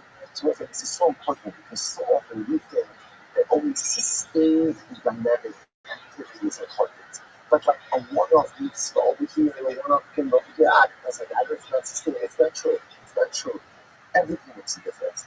Everything adds up. And even a one-off, unsustained, beautiful moment of mitzvah, GUINNESS means so much. Incredible. Incredible. No matter. It's hard. Furthermore, the other possibility is that it's kind of can cry out before me. I say, Cloud is so I need to honor every album, might be seen. But I know the baby name of people I like to show them. And the MIT FD, so this is incredible. So the MIT FD, I want to go on my Zan, because she's really open her ball. Because one of them said, I figured that I'm going to redeem them with their money in this world in order that they will go ahead and merit the world to come. And I'm going to say, what is this mean? So look at that actually in just a moment. It's almost right across. If you're right across, you actually got 10 lines up. No, so it's not right across. But okay, good. Right across 8 lines. I'm going to be out. But after you some of the lower, the higher to each other and over hold it in the hot and hot, and you'll shake it stuck up. So it's like, this is incredible. So the idea here is, so there's a lot of actually discussion about this Rashi and what exactly this means, which causes us sometimes to lose money in this world so that we have the ability to be zocheh to own an Abba. That there are different forms of receiving, there are different forms of punishment. And sometimes what the Rosh does is we'll say sometimes one of the most painful forms of punishment, or I should say not punishment, one of the painful forms of loss is financial. Right? We work very hard for our money, and when I lose some of it, at the end of the day, it hurts. So it's one thing, sometimes the HaKadosh Baruch Hu does that, everything but the moment, he redeems us with monetary loss, so that we will be zocheh and answer Hashem to the world to come. And sometimes that loss, which is most painful and acute, that actually points out over here, or not and no shit stuck up. So it says, this is actually interesting. So that it's funny thing that every year a person is destined to quote unquote lose a certain amount of money. So what's my choice? So the one choice I have is I can quote unquote lose it through tzedakah. I'm going to lose it some other way. In other words, the amount of money going out is already set. It's already set. What I have the ability to choose is how it's going out, which is a tremendous idea. Because sometimes when we're tempted to kind of withhold it or we stuck on because we think that's our saving, doesn't work that way. Okay? The money's going to go out in some other fashion. The money is going to direct the contribution. This is not a broken thing, right? It's like it's just a profound soul. Because again, a lot of us struggle with this. Right? We work hard. I want to use it for things that I want. Just understand whatever's supposed to go out is already determined. The word for us isn't going to be important. But when you suffer some kind of financial setback, it's important to understand that sometimes that's not one of the leads in which part who redeems us from the baggage of our abilities, setting us up for a beautiful God every day. We must ignore the God of some of the might be sin, but the aside חזק יתרסם, והיחש הקדוש ברוך הוא, אני אמרתי, אני אעשה בעולם הזה, כדי שיחס יתראה לעולם הבא. So this is incredible. That's why I'm saying is, my own flashbacks, I give them a little bit of difficulty, a little bit of concept in this world, in order that they should be strong and able to come. The Eli, the Chashmura, and yet so poorly of. So I say, this is a tremendous Gemara. This is almost like an emotional thing, a little bit this frustration. What's this frustration? Because Rabbi says, yes, I visit difficulties upon my children. But do you know why I visit difficulties upon my children? Do you know why? It's just to purge them of their negative baggage that they could get, whatever the baggage is in this world, that yet Hashem will become good and beautiful. And yet, what the reaction do you see? What's the reaction to the difficulties? As Malcolm says, I get like this with me. You get upset at me. Like a parent who's trying to do good for their child, right? And yet what the child is resentful because the good of the parent doesn't feel good. Doesn't feel good. That was like the much that's always used. That is the parent who brings the child to the doctor's office. Right? So in the eyes of that baby, that parent is a Russia of a Risha, right? That parent is unwilling, right? How can you do this to me? You're holding me down, you're doing this. Meanwhile, again, the parents like, come on, you understand that I'm giving you life. I'm doing this, it's incredible. There's one of them says, yes, I visit this suit on your children. I visit difficulties about Israel. I do it. But to understand why I do it because I'm setting you up to eternal bliss. Because Rabbi says, I need you to get rid of the problem. And I said, by the way, this is why this is also one of the big distinctions between Eretz Yisrael Jews and Chutz La'aretz Jews. And he's saying, no, I'm trying to set this video this morning about the Hara. And it's interesting, it never dawned on me for a second to say Hara this morning. It never dawned on me. You want the 80 people enter in the latest barrage, and sort of these images that come out, like, really, they are like, in the film, telling them that, like, carrying children out of the barrage for what Hashem to go for politics. But let's say, look, even if Eretz Yisrael gives you the incredible ability to see Avas Hashem even in the city. That is the ability to see, okay, like things hurt, but this is the Yad Hashem, and even stuff that hurts is where it's coming from a Father who loves us. It's very much like in Dallas, like you see things in a very one-dimensional way. It's like you see everything soothing, but so that's the ability to see when you sit and be soothing, and even the heart of you soothing is sometimes lost on us a little bit. And I have to say, I was like a little bit of shit, and I didn't think to myself, like, to say, I don't know. I got a lot of suggestions to sleep halfway this morning, but that's just because it's Sunday. I really don't know. It's sunny outside, and just get that one. Right? So I said, but you understand what the profound Gemara this is. And this is such theological sophistication that how can we react when things are difficult in life? Like, is there a part of us that just becomes ultimately like a really suspect and resentful of Hashem? For a lot of us, like, that's our reflexive reaction. Why do you put this to me? Why it's like, I'm upset, I'm the same shit. I'm gonna, which I always understand suffering is not easy. But the Torah says that what we aspire to is something so much more theologically sophisticated. What we aspire to is to be a little bit more like our Antisol brethren, and that when the difficulties come, to be able to say, yeah, it's difficult, but of course I don't want this, but I understand that these Yisurim are also a gift from HaKadosh Baruch Hu. The suffering is also a gift, because sometimes the difficulties to the challenges through suffering, it's incredible bracha. There's bracha in the club, and then there's bracha in this world as well. You just have to have the lens through which you see that divine suffering. It's incredible. So it's like, great story here, great story. Nishtabach Rabbi Abba, with me, Rav Safra, the Adam Dogger, of his Vazimachi Fayavo, praised Rav Safra to the Negroes, and meanwhile, like the other person, heretics. So he praised Rav Safra, that Rav Safra was a great country from the Adam Dogger, that was as a result, Shaf Human Mitzvah to place Hashem as a result. So apparently, again, whenever this story is happening, I don't know the geographic location of the story, but his meaning is that because they were in charge. So what's that? So now because right now Rabbi Abo, they respected Rabbi Abo, because Rabbi Abo ultimately had praised Rav Safra, they accepted Rav Safra from taxes. Because everybody was a good man. For 13 years he didn't have to pay taxes. Okay? He was Yomaka, listen to this, Yomaka actually thought so one day his heretics ran into a staff. I'm going to see, Rach, Yitchem Yadaki, published the whole side of Alki Epcom Aletheres Kalabanos Sefer.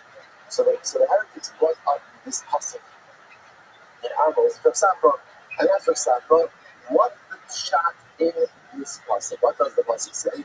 Rach, Eschem Yadaki says, is Kushma Putan Klan Israel. I only know you, Klan Israel, from amongst all of the families of the earth. Therefore, I will visit upon you the punishment for all of your sins. Okay, so the heretics said to himself, now these days he saw, but I can possibly someone who loves, right? Someone who loves. Does he visit all of his anger upon the one that he loves? The most of the possible is very interesting. Because the possible makes it sound like, I love you so much, I know you best from what's nations and more than therefore, I will visit the iniquity of all of your sins upon you. So the heretics at the point doesn't make any sense. On the one hand, he's talking about the singular relationship as a father soul. And he's saying, I'll go ahead and visit all of my wrath upon you. So on these things ceasing, we're after wrestling, what do that's anger? What ceasing is anger, actually sound, anger. What do that's anger? Racham massively, does he build that anger upon the one who he loves? So they asked this question themselves, and right? What's the shot in the blessing? Ishtik, or on the let's have it say anything, he didn't respond. So normally Sutra Mitzvah, they come inside like so mostly so Rav was wearing his cloak on his head, as was the custom of Hamid Chachamim, and they put it around his neck, and they began to afflict him. So what exactly is happening? Here?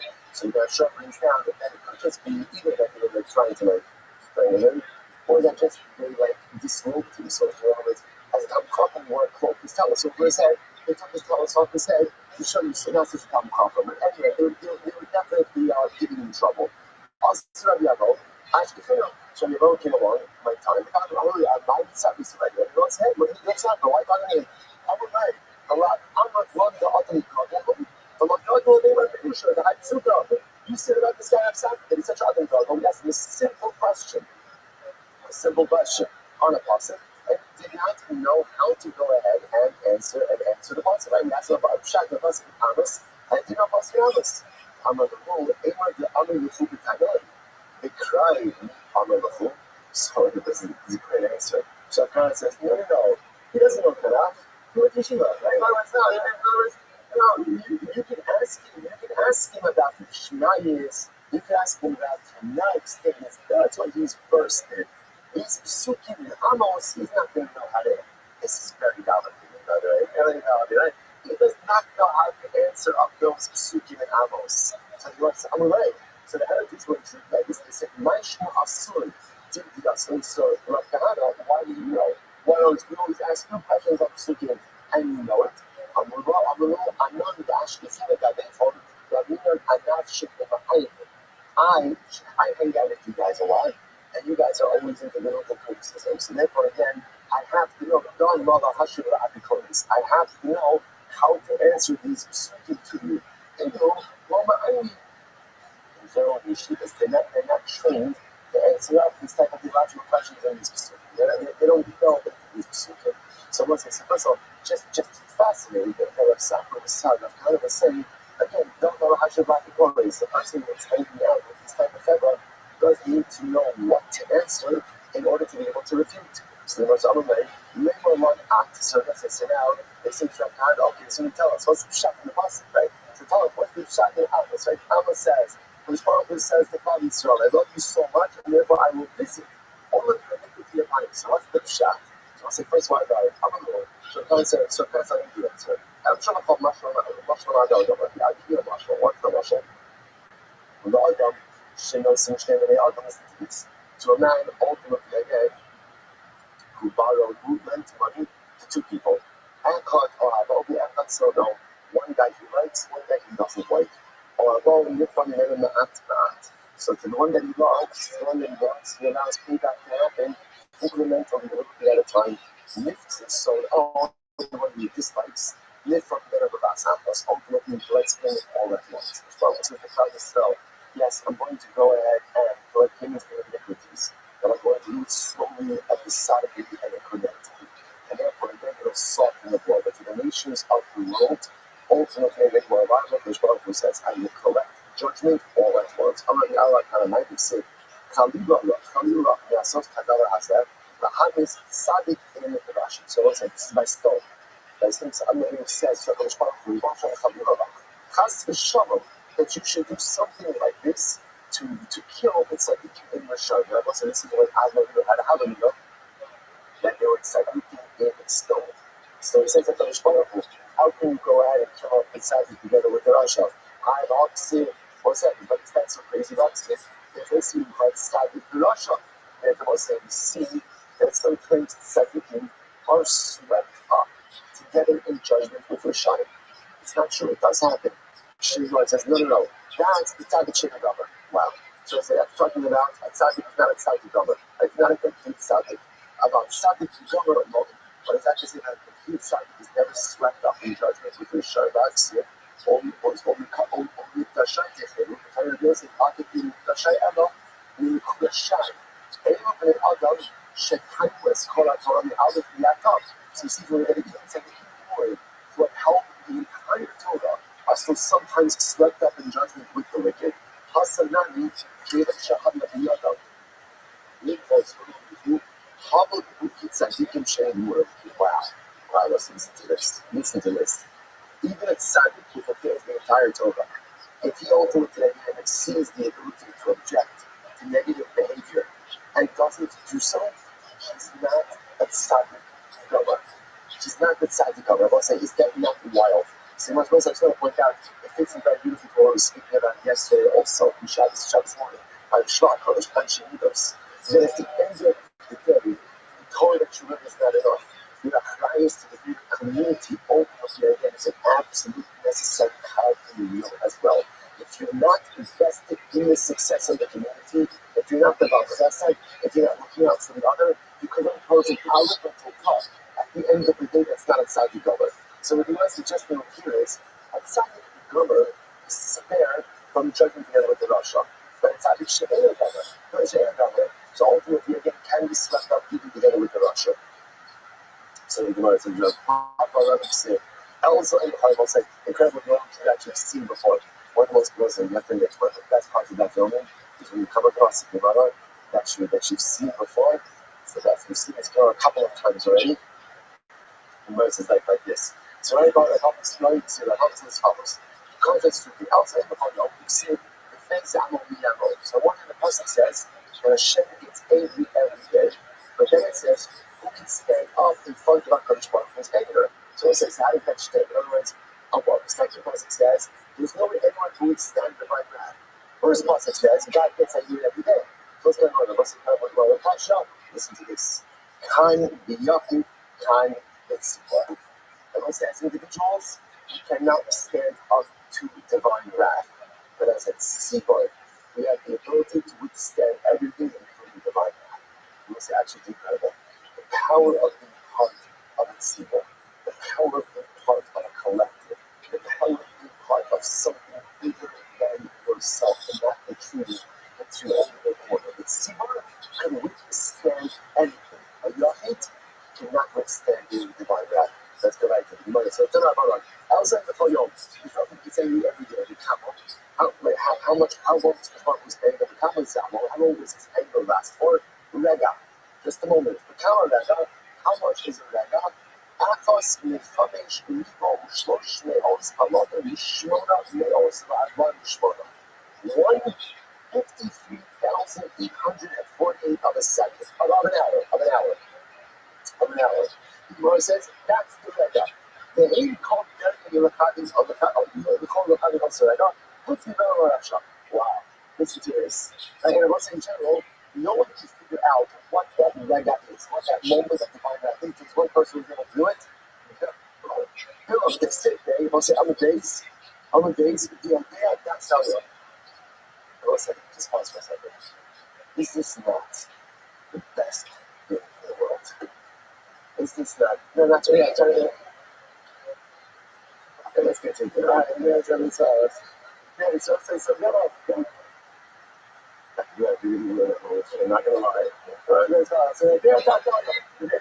the pasuk says that Bilam, he knew the das of HaKadosh Baruch Hu. So Bilam knew, said, this is why, by the way, now you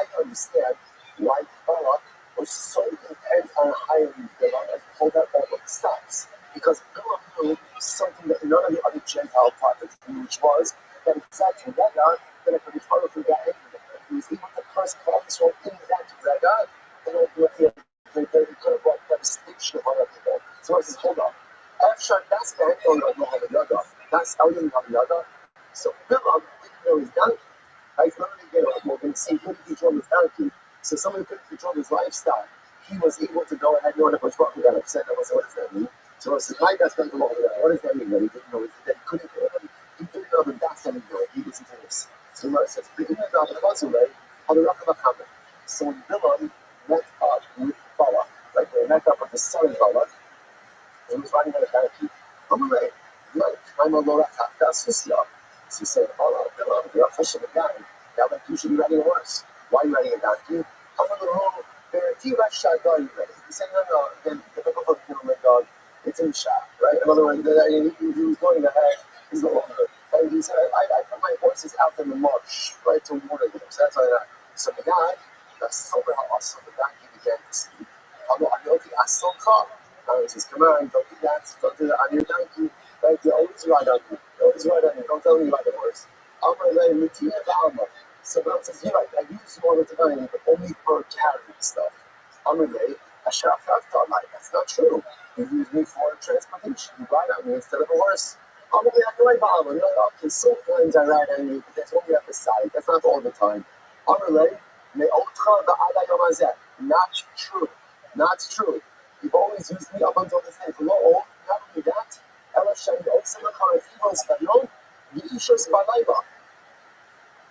that's awkward.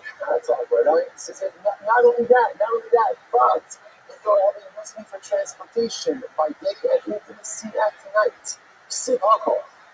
It says over here, Haskei Iskanti, Sivasa, that he loves suffering. So let's say, it's obviously, it says over here that Bilam, obviously, so Bilam, so a guy who can't control the donkey, right? The guy is donkey's melded off of him, right? Can't control his donkey. Ultimately, again, he really knows the exact moment he gets upset. I'm reminded of that's how you. So what does it mean when I said that Bilam was they are that's how they also got much of the that's how you selling what did he know? She very much having also shut the Shpar who calls for. No, when it says that's how what it means is like this. Bilam knew one specific piece of information. He did not know I could fuck because what's that really what's probably like. What should be like that's how you selling. He really God. So it was not that he didn't know it's donkey, but you got to he really wanted a specific piece of information about God. Namely, the moment that Kadosh Baruch Hu gets it. I need to come and know me. I need to call God my yard, God, and my father also built the bar in a shipping about that you know, and my gas, Tzedakos Hashem. How what is the possibility? How about Kadosh Baruch Hu Israel? Me. Rule comments of Douglas Assisi my nation. See how many acts of kindness I performed with you. Shalaka'asti Aleitem call also Hayabit. As well says I performed a miracle for you. All the days that Bilam was trying to consume, I did not get angry on those days. Shalaka'asti Aleitem, Logishkaya, the old day for Kadir, Misoem, Shanso, sweet poet. Does Bilam had I gotten angry during those days? And Bilam crushed him during that time frame, he would have eliminated ROTHSCHILD. He eliminated ROTHSCHILD. So I didn't come to Bilam with Balak. It says, Bilam Balak, Ma'akol, or Papakel, or not as Lozah Hashem. You see exactly what Bilam says to Balak. What says to Balak, don't get upset at me. I told you. I know the specific piece of information. I can't do anything if God is not getting angry at his prescribed time. Right? So he's not getting angry at his prescribed time. So therefore, because he announced the Chesed Hashem do this all those days, he did it. Everyone says, stay himself. So So get angry. But what? Get angry at a different time. In other words, Hashem don't have to stop getting angry. If you want to get angry for a rega every single day, get angry. Just don't do it at the prescribed time. You can't do that. Why?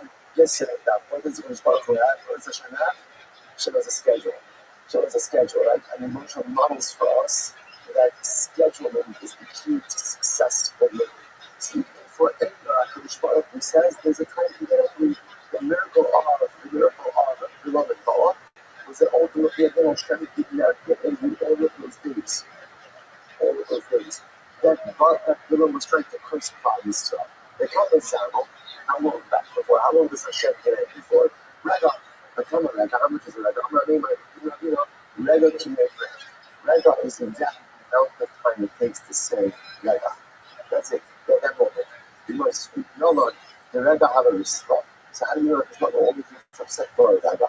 Except Ki Rega Yahon, time there so low. Ultimately, I guess that's not what it's only the Rega, only the moment that is anger. You might say, Rahaka, Kadi, Kimat Rega, Adi Avoizan. Literally hide yourself, consider yourself for a Rega, until the divine answers. So what is Imas Rasa? So, by the way, when is this Rega? When does the Kamash get upset? When is he getting, you know what I mean?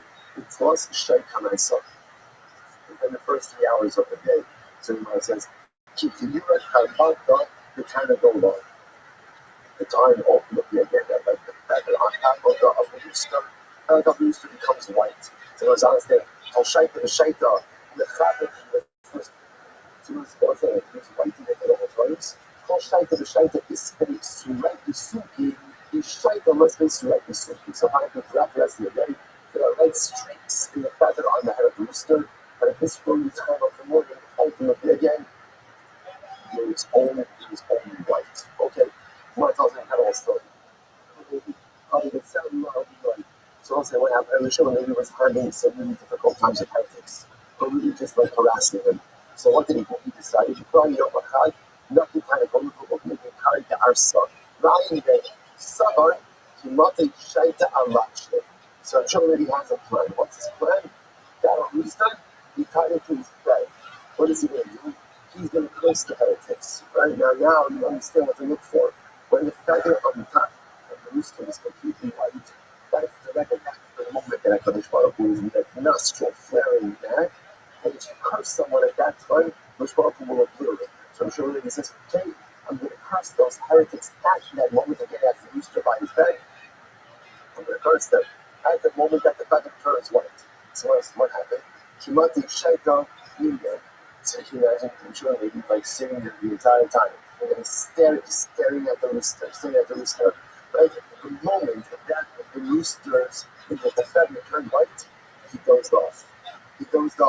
Amar, Shnani about Orat Al coffee. So I'm sure this is a very, very important lesson. And Baruch Hu does not want us to curse each other. Right? Even at the end of the day, even when something's bad, even when someone does something bad, Baruch Hu never wants us to curse one another. But he may want us to go and argue with each other, he may want us to go and insult each other, but our lives certainly actually differently. There may be times when we are upset with one another. There may be times of feeling disagreement with one another. The one thing that Baruch Hu never wants is for us to curse each other. That Jews can never do. Also, you see this pattern. That's why you see this even with certain contemporary issues that come up. I think the moment that people start to utilize terrible names for one another is the moment that any legitimacy to their argument evaporates. You want to argue on theological grounds, you want to argue on philosophical grounds, on political grounds. Okay, that's fine. That's nature problems. So, but to call each other terrible names, to curse one another, then again, that is no longer a legitimate argument. That is incredible. Why? So,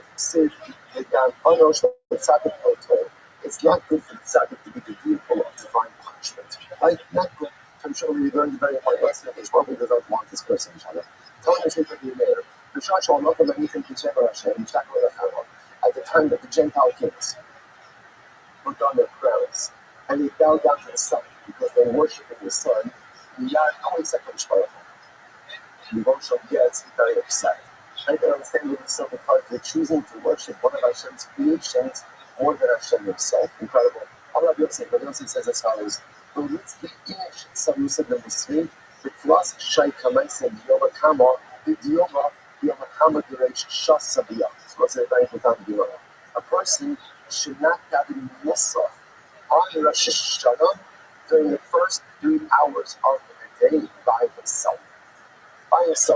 Should have some person has a davening the Yechidus on Rosh Hashanah. The myself they should not be davening Musaf during the first 3 hours of the day. What's the reason? Because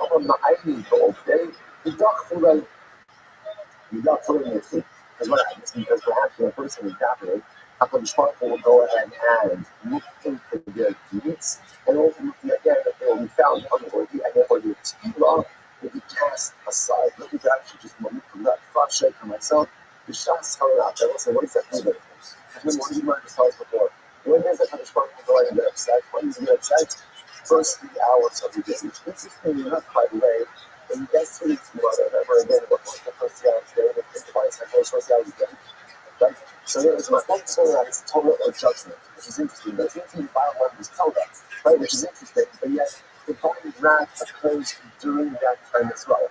So the Gemara says, now that I know that divine wrath occurs during the first 3 hours of the day, especially Rosh Hashanah, which is a day of judgment, do not daven Musaf. We'll see why Musaf. Do not daven Musaf on your own during the first 3 hours. In other words, if you daven Musaf on your own, when you daven it, what should you daven it?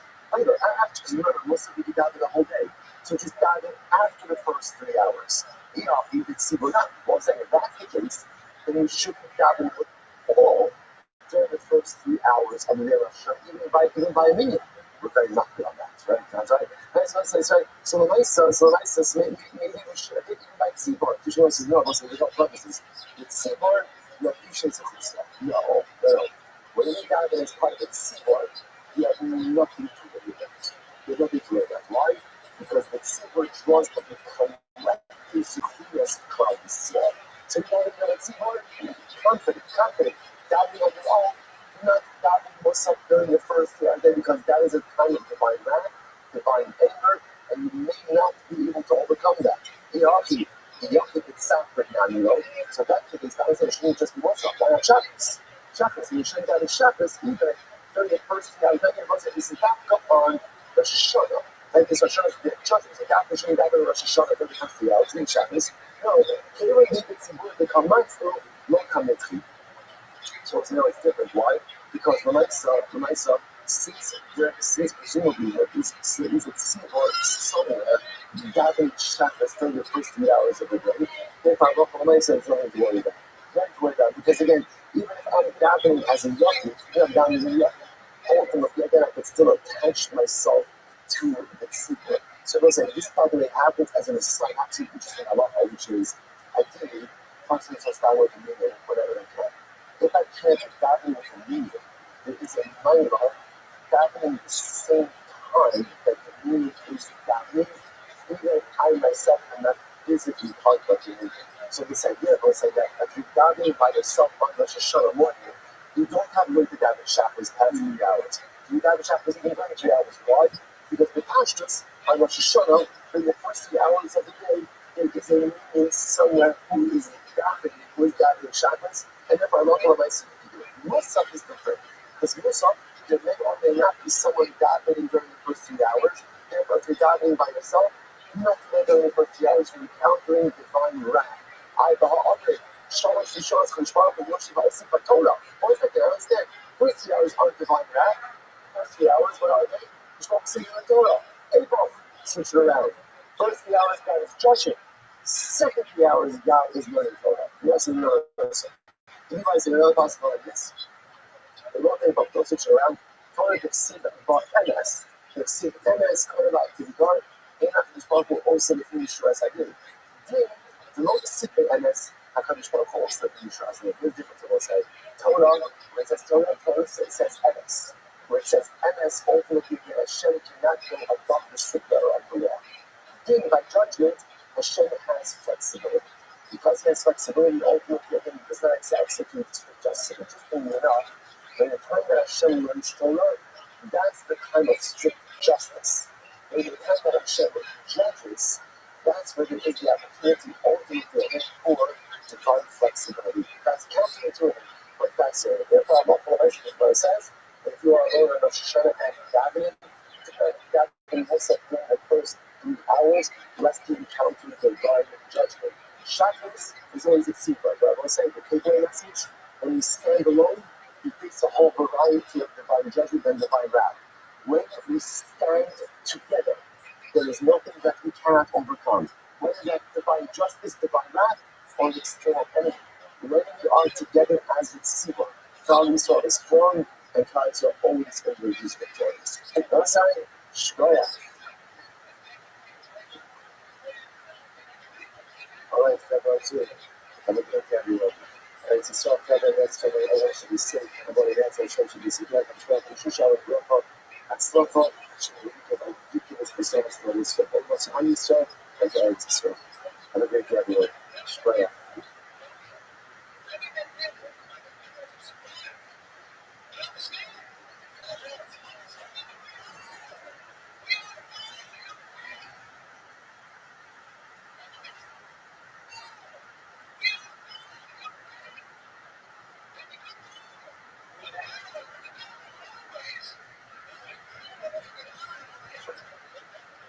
All right, everyone say good morning. Well, what a tremendous, first of all, beautiful to hear the sounds of Chazara from Shavuos, Hashem, community, and it was a tremendous, beautiful space to be able to be in. The second of Chazara and Eretz Hashem here together this morning. Let's begin by thanking our sponsors to thank our annual Torah sponsor, Chelsea Mishmach, our Eretz for dedicating all the Shema Drashas this year, as it's a first. Soros Tovos for Am Yisrael. Our Torah sponsors for the month of Stephen Abba, Stephen Parent's name, and loving memory of Steve's mother, Florence Zim Devorah Master Yisrael, on the occasion of her 5th yard site. Our week of learning sponsors. This also is actually quite beautiful. Anonymous gratitude to the encouragement for starting to do that fully over 2,700 days ago from the second of Zara, and celebrating and starting round 2. Alright, so whoever this anonymous sponsor is, I don't know if it's here or somewhere, please, I would love to know the identity of this mysterious sponsor, but it's so beautiful, it's so incredible. But also, of course, we always keep our learning to discuss all of our precious hostage measures as well, for Nefesh and bring them all. The Shalom and the Korah and discuss about the soldiers measures as well, for being successful by land and by sea and by air. And there's Hashem had tremendous haflacha accomplishing all of the activities that belong to their families. The Shalom and the Korah, and that the Shalom from Neres Hashem give us decisive victory over all of our enemies, and Neres Hashem usher in an era of peace and of Shalom and haflacha of all of Klal Yisrael, the Korah. Let's say with that, let us begin. So I just have to share with you just something really beautiful. It's sometimes when you walk in, or sometimes you wake up in the morning, you just feel like a different kind of energy. So I don't know whether all of you felt it. I felt it this morning. I couldn't sleep last night. And Baruch Hashem, just this morning, this palpable energy like in the universe. The Klal Yisrael was starting the second of Zara. It was just something so beautiful. And something great thing happened. There was actually traffic on 7 Mile Lane this morning at 5:33 a.m. I was left in the intersection of Gedalia, deciding who's going to go first. But Matt is pulling out of his driveway. Tommy Strong is already ahead of the back over here. And at 5:35 in the parking lot, Baruch Hashem, there's actually people talking. Usually it's too early to hear people talking at this hour. Those people who don't have enough energy. And beautiful and incredible. Just to see the energy, just to see his Jesus, just to see and feel the palpable excitement. So I will say it was a tremendous, it was supposed to be able to be finished. The second was, and buckle your seatbelts. Just buckle your seatbelts, because what I want the Zara is going to be, I just see that out of the gate. Out of the gate, what it is something absolutely amazing, beautiful, and dramatic. And that excitement that we feel, that stillness that we feel, yeah, well, it is to feel it every day.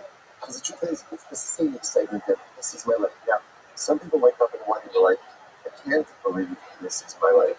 No, I'm talking about like waking up in the morning and like, I can't believe that this is my life.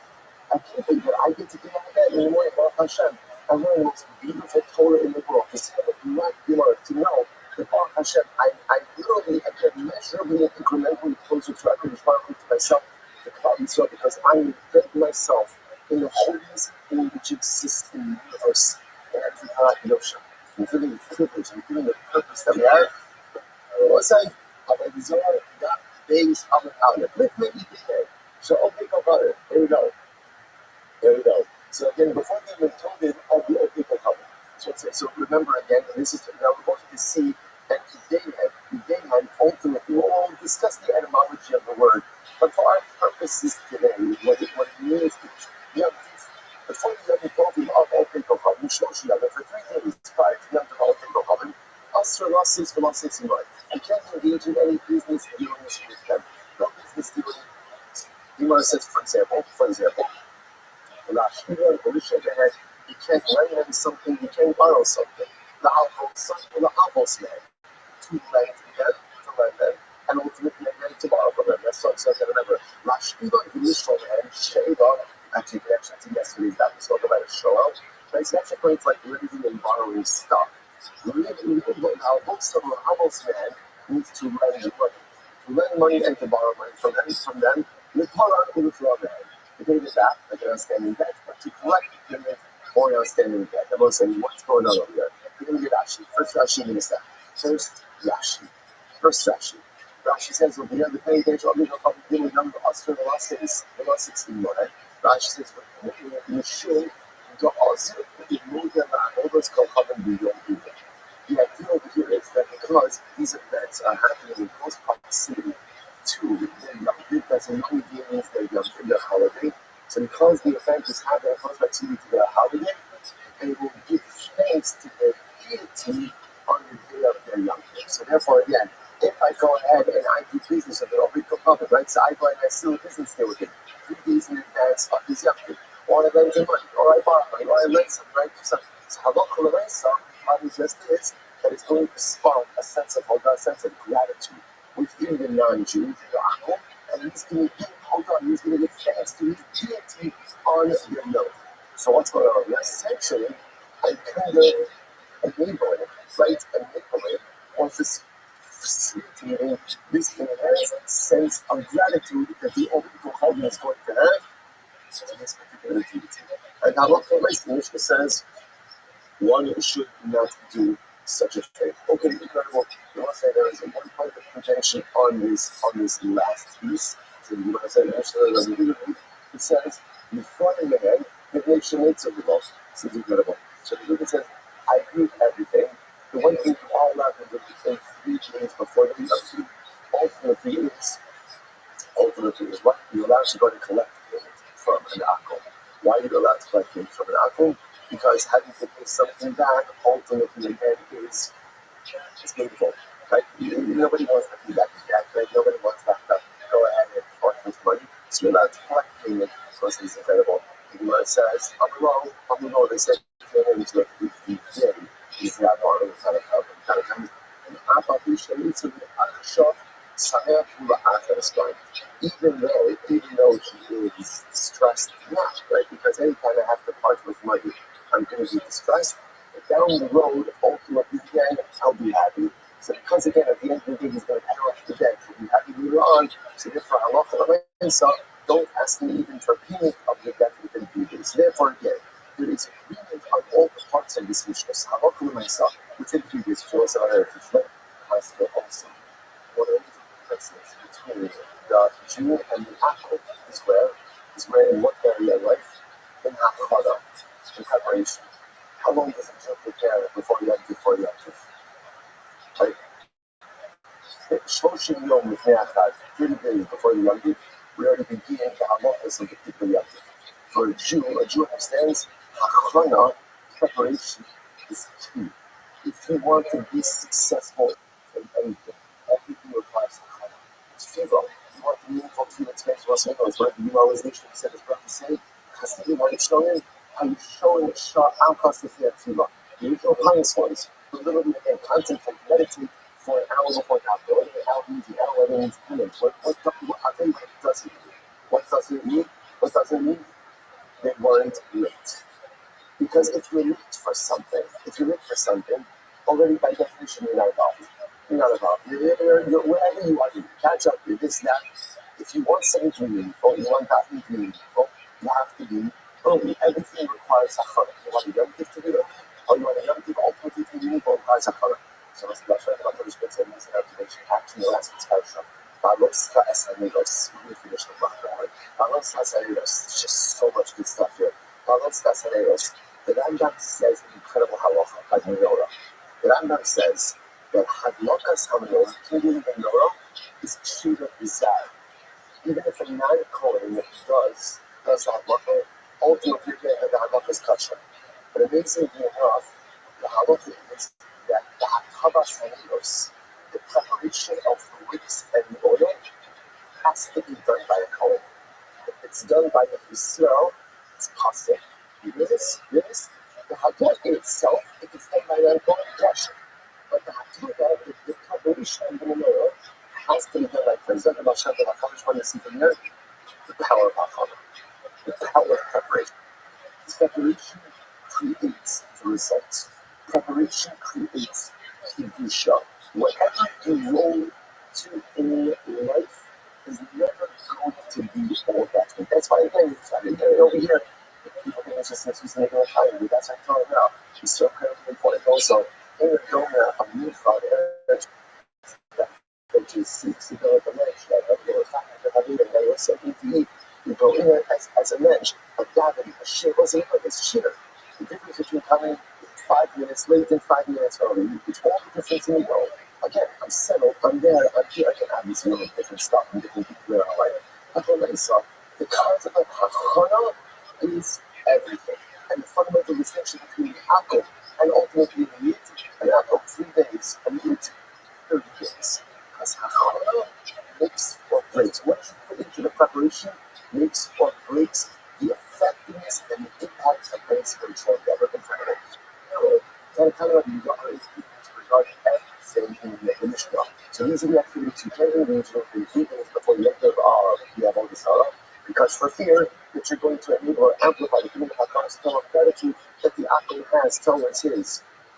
Notice that one, Sarah, and we don't want that to happen. And the speaks, it says you can collect payment. That's the one thing that you do. And the says, but I can't do that thing. Why? Because as much as the logic is no one likes paying a debt. And says, about the end of the day, as much as it is uncomfortable now, but at the end of the day, listen, we all have this, you have to pay. It's uncomfortable at first. There's a pinch in the short term, but there's a tremendous feeling of relief later on. Like when that debt is no longer there, you feel lighter, you feel better. So it's a tremendous hospital this as well. It's not sure. Even though something is distressing now, it'll cause you symptom later on, is a tremendous metaphor for life. There are many things that we want to accomplish, and many things we want to do in life. The problem is, they will result in some present discomfort. So because of that, we often refrain, because we don't want to be uncomfortable, we don't want to be in a difficult situation. So if something is going to cause me present discomfort, often I shy away from it. The happy life is that a person has to contemplate a little bit of present discomfort for long-term sympathy. So sometimes those things that may cause me a little bit of discomfort right now will cause me such tremendous sympathy, such tremendous growth in the future. Don't shy away from life opportunities because they create present discomfort. If you have the ability to create long-term happiness, deal with the present discomfort because you know at the end of the day you're setting yourself up for tremendous life sympathy. Incredible. And we'll say, that's just the Mishnah. Just the Mishnah. Says the Gemara, here we go. Rabbi Shmuel, Pani Egypt, 520 day, the company you get. Okay, so let's say, Rabbi Shmuel. Now, what's the Macron? It's not interesting enough. The Macron is how to spell the word. So again, remember, when you translate that without really knowing exactly what the word means, you translate it's not cheap, but it's they have celebration. But what you have to see very exactly is the actual logically of the word that you put in. So my book is not sure. One said you begin with an aleph, one said you begin with an aleph. So here we go. Man the Tony began and Romishtabish. Man the Tony began and Romishtabish. First white line. Here's the good news. Whichever spelling you like, you're good. You're good. But at the end of the day, you want to get how you begin with an I. It's okay. So let's go say, so what's the etymological root? Here we go. First white line. Man the Tony began and Romishtabish because he cut off your young. So what's the interesting enough? So the pasuk that I always talk about it. Right? So the pasuk, so just to understand, the pasuk in its entirety is Vida Khan, but the Shinam, that is starting to like long. He cut off Yom Eilam, the Klash, and he goes Mamo. It's talking about both the animals, those who worship idolatry. He cut off Yom Eilam, means the day of their destruction is near. So therefore, again, the Gemara calls Yom Holding of Abo Yisrael in Gilead. So it's interesting. It's using Yom Kippur, or we're using it to be Yom Kippur, but usually the days of their destruction. because the more the old Avodah Zarah celebrate and worship the Avodah Zarah, the more that creates their own personalistic undoing. Okay, so that's the Aleph. And my return again on Shadish, the one who says again that I also is not mistaken. What is it? Say, quotes over here the concept from the shadow, which literally means let them bring their testimony and righteousize them. I just made that word, right? Righteousize them. What is that mean? So here, I know he's giving us the problem. So actually, listen, if you want to meet him, open them up, just make sure that you brought the trial before God, that your Avodah Zarah is going to come and stick up for you. Right? So again, but both of them are used in the context of Avodah Zarah. So you can begin with an Aleph representing destruction, so that you're talking about ways of destruction, or ultimately begin with an Aleph representing this idea that Avodah Zarah is called heretics, because whatever destruction is, as we're going to see, when there is this day of divine judgment, we hope that the Avodah Zarah shows up and testifies on behalf of those who are worshiping it, which of course won't happen. So it's another foreshadow about the embarrassment that all the Avodah Zarah are ultimately going to face. Incredible. So the Torah says as follows: "My between the day and night time of the time day." So let's say, so why does the Aleph Chevra not agree with the Ayin Chevra? Because the Amlucha Chevra, because again, it really Chevra means like to deconstruct or to curse. Because again, if we in general, whenever we refer to Avodah Zarah, we have to refer to it in disparaging terms. So therefore, God used Aleph because Aleph means destruction. Aleph means destruction. So there we go. And now the time might have a lot of time. And when we talk about what doesn't the Ayin Chevra side with the Aleph Chevra, nine Kagani with Chevra, Eidos Shehidu the Atzma, Elchot Eidos Adipa. Because those are things we agree with the idea with an Aleph. But what ultimately causes the destruction? What causes destruction of the Avodah Zarah? Literally, again, their own self-incriminating testimony. The idea that the testimony of their actions, I mean, also, the greatest testimony is the way you live your life, right? The greatest testimony is the video of your life. That's like testimony. So ultimately, for the Avodah Zarah is the testimony that damages them, that deconstructs them. Therefore, you gotta go with the eye. So it's the eye, the high, needs to go. Okay, so I say, this is a problem. Now, we wouldn't know this problem for one simple reason. We don't know nothing. So because we don't know nothing, kind of what's about 30 seconds ago. And so when I said, you might doesn't know nothing, I said, says, but one second, the high dignity then needs the group. They should bring the witnesses and exonerate them. Says, that's not talking about Avodah Zarah. That's actually talking about Jews.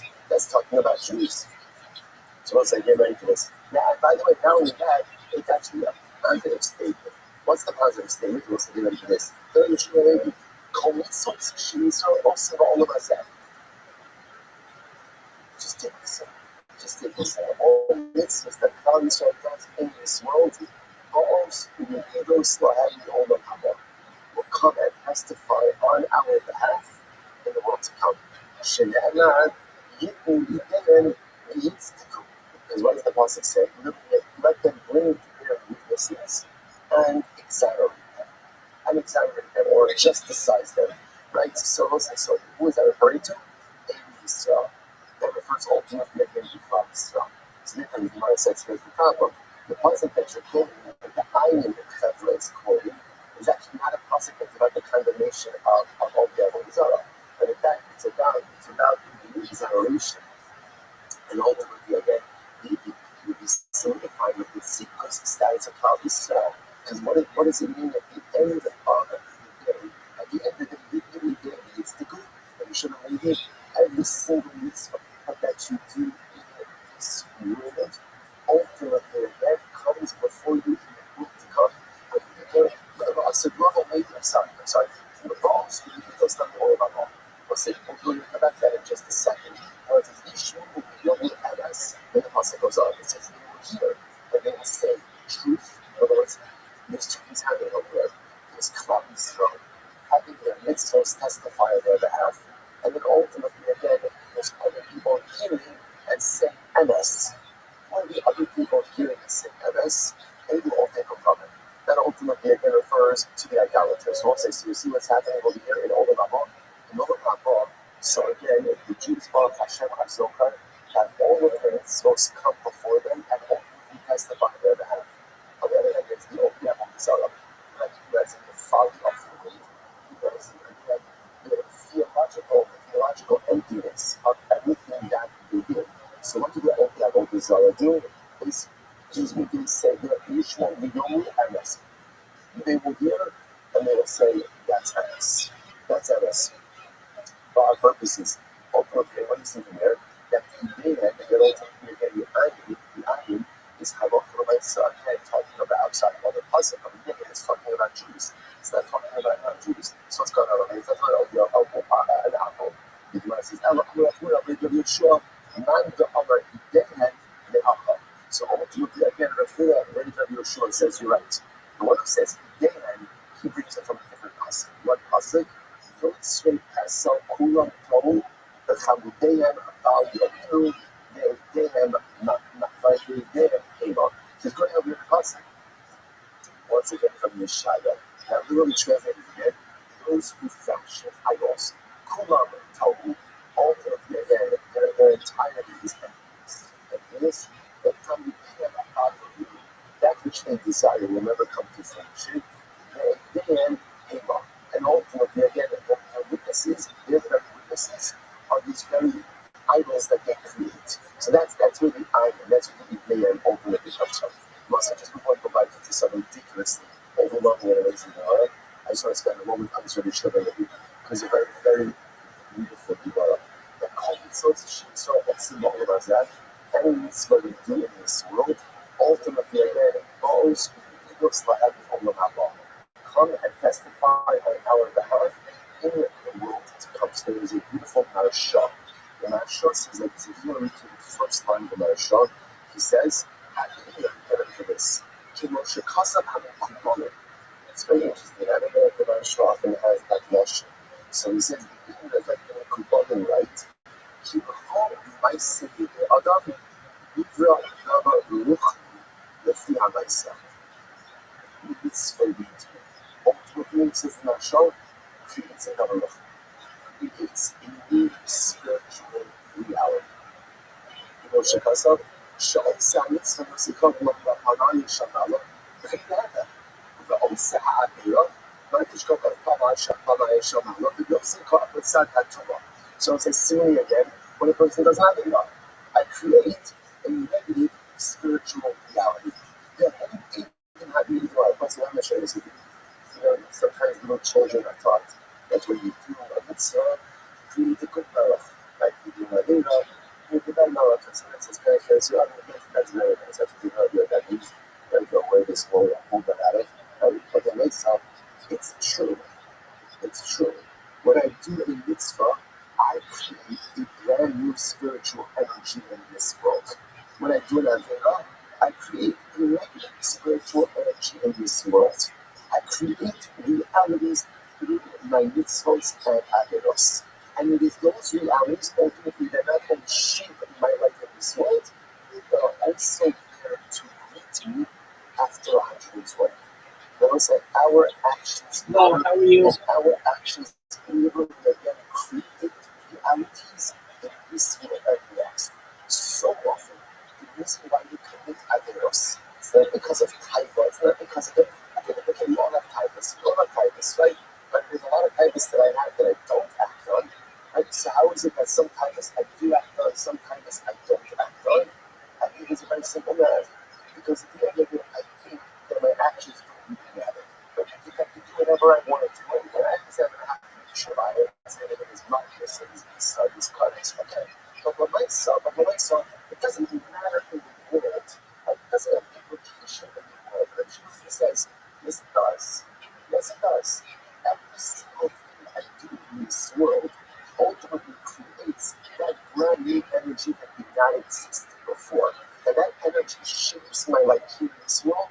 And those energies, so to speak, those results are waiting for me in the world to come as well.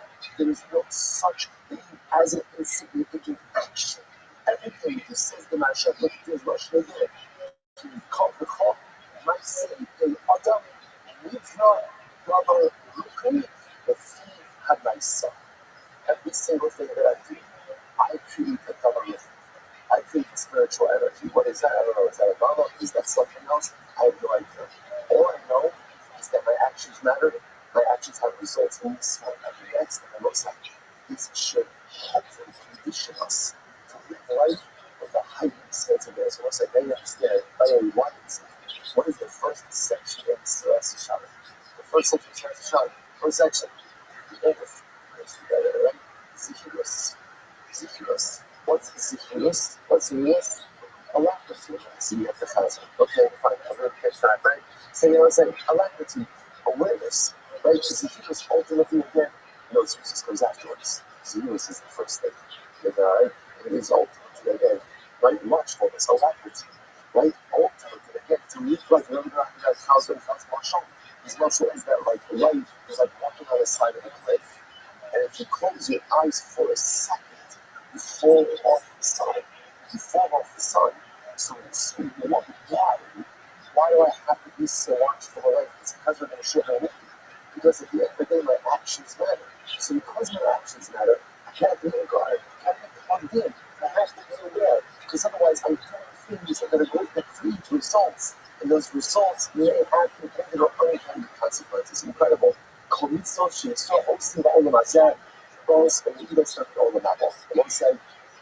Incredible. All right, here we go. Here we go. Don't show me anything about Papa. Get ready. Get ready for this because this is going to be the most incredible Imani you've ever seen in your life.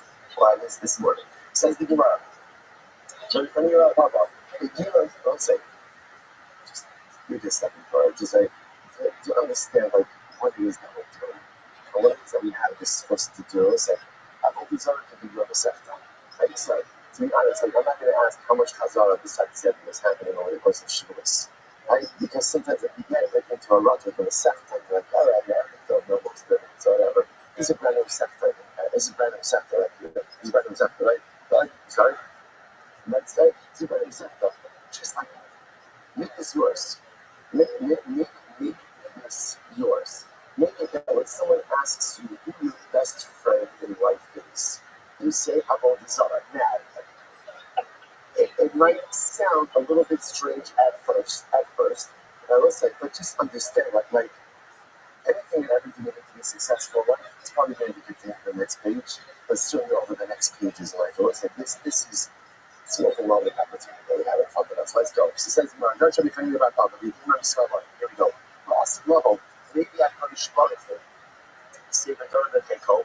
Ultimately, again, I go try to reach it. Listen, it's also an awesome level. So if you remember again, from our civilization, activities, loss model can mean a lot of different things. The consciousness over here is talking about Messianic-era. In the Messianic era, HaKadosh Baruch Hu holds the Sefer Torah, he holds it against his chest, go on there. Yemisha Asakba, Rabbi Yivos Charo. Wow. He goes upstairs, the Sefer Torah by his chest, and he cries out and he says, whoever has engaged in this, Yisha Asakba, right? I'll say Iskos. Iskos means the actively involved. Whoever learned this Torah, whoever lived this Torah, come and take your schar. Like I'll say, it's interesting to note why is HaKadosh Baruch Hu? First, obviously, the whole thing is anthropomorphic. Right? Obviously, HaKadosh Baruch Hu doesn't have arms, HaKadosh Baruch Hu doesn't have a chest. Right? So, what does it mean? It's interesting. You would have thought that a chest is HaKadosh Baruch Hu goes ahead and holds the Sefer Torah. And he goes ahead and it says, whoever learned this Torah, come and read your report. What does it say? It says, well, us, HaKadosh Baruch Hu see the Torah, they call. He holds it against his chest. Baruch Hu see the against his fathers. You know what's the next message from the reward? There's 2 ways to learn Torah. 2 ways to learn Torah. You can learn Torah like this, or you can learn Torah like this. You can go ahead and learn Torah as an intellectual pursuit, and go ahead and absorb all the different pieces of information and learn different things, but your relationship with Torah is always at an arm's length. Or you can allow the words of Torah to seep into your heart. You can allow Torah to fundamentally change you and uplift you. Do you learn Torah by putting it in your hands, or do you learn Torah by bringing it into your heart? HaKadosh Baruch Hu, the Messianic era, doesn't hold the secret Torah up like this. He holds the secret Torah against his heart, against his chest and he says, whoever learn hearts of Torah, whoever learned Torah with hearts, with a heart, like whoever inculcated himself, brought that Torah in, that's a person who reaps the maximum benefit in Torah. Don't learn Torah held up high. Learn Torah held close. Incredible. So listen, what happens? Listen to this scene. Miyad, this concept of why all people are there, so let's say someone happens, all of the nations of the world go ahead and come down. Let's say Peter, what is your point of view? You're all mixed up. Right? So the nations go on. So let's say, obviously, what's happening over there, there's a panic. Right? There's a global panic. Why is there a global panic? Because at the end of the day, they do not utilize speaking Torah. And by the way, that's if they're obligated to learn Torah. We'll get to exactly what this means. But the point is, all the nations of the world rush in to try to get before HaKadosh Baruch. So what happens? I'm going to HaKadosh Baruch. I'll take counsel and find out here. HaKadosh Baruch calls out and says, Deborah, I'm talking to the nations of the world, not us. Don't come before me, Be'er Vukya. Don't come before me all mixed up and on. Zikanis kol umma v'umma. On the days, this so fair. Rather, every nation with its scholars has to come on its own sheyanar. The nations will gather of the old. It means monarchy sheyanar on the old. What monarchy is so good? Yaakov and Esau. So let's say, at this point, that's over there. Okay, first of all, you guys will talk. Let's finish our first comment. I think this was probably the issue when it finished earlier. Hashem says, "Today, incredible." What does this mean, by the way? Just this line. So Gemara says, "I thought you said, don't come before me via Bubia. Don't come before me ultimately again all mixed up." And they will say, I think that there's a tremendous mistake in this thing. I don't know if it's possible. I have to concept by the Bubia. It's not possible to tell you cannot get close to me if you're all mixed up. Closest to HaKadosh Baruch Hu requires sifter, requires order. If you want a relationship with God, there has to be a savior in your life. There has to be order in your life. That order means a schedule, like Chef always speaks about this idea of being a scheduled person, knowing how I'm spending my time, knowing how I'm spending my day. That savior means ultimately, again, I have goals, I have aspirations, I have a methodical way in which I live my life. HaKadosh Baruch Hu says, if you're living here, if you're just all over the place, all of the time, HaKadosh Baruch Hu says, I'll be constantly in front of you. I'm just telling you, you're not going to make it before. Because in order to go ahead and come before me, HaKadosh Baruch Hu says, you have to be saved. The Lord said, please, dive into this, right on the holiest day of years and Kippur. The Lord said, there's one thing that you could find on the Seder of the Kippur, it is, right, on the older than Kippur, it is Seder. Everything is highly choreographed. Right, from where you go, from what you wear, from who's involved, from what's done. There is no time, there is no unstructured time in the base of the Mikdash on Yom Kippur. Why? Because Kedusha requires structure. Kedusha requires order. Kedusha requires strict schedule. And the more Kedusha you want, the more scheduled, worked out, and thought out you need to be. Because also, right? Or as they say in the Siflai, right? About Siflai, I will go to like Siflai. And they accomplish some things, like episodically, but they don't really move the needle in their own personalistic accomplishment. If you're all over the place, pretty much you get nowhere. Because if you're in Bukya, you can't come close to me. But if you have Seder, if you have order, if you have schedule, if you have planning, then ultimately you come before HaKadosh Baruch Hu. Incredible. And once it's the same thing, on the days, when you either look at HaKadosh Baruch Hu, it sounds like, when it sounds okay? You hear like a book to the fire from his Baruch Hu, right? You want to be content that I'm with you. If you want to be, he knows, of course, this is not a problem for Hashem. The time he gets a problem for the nation's house is very interesting.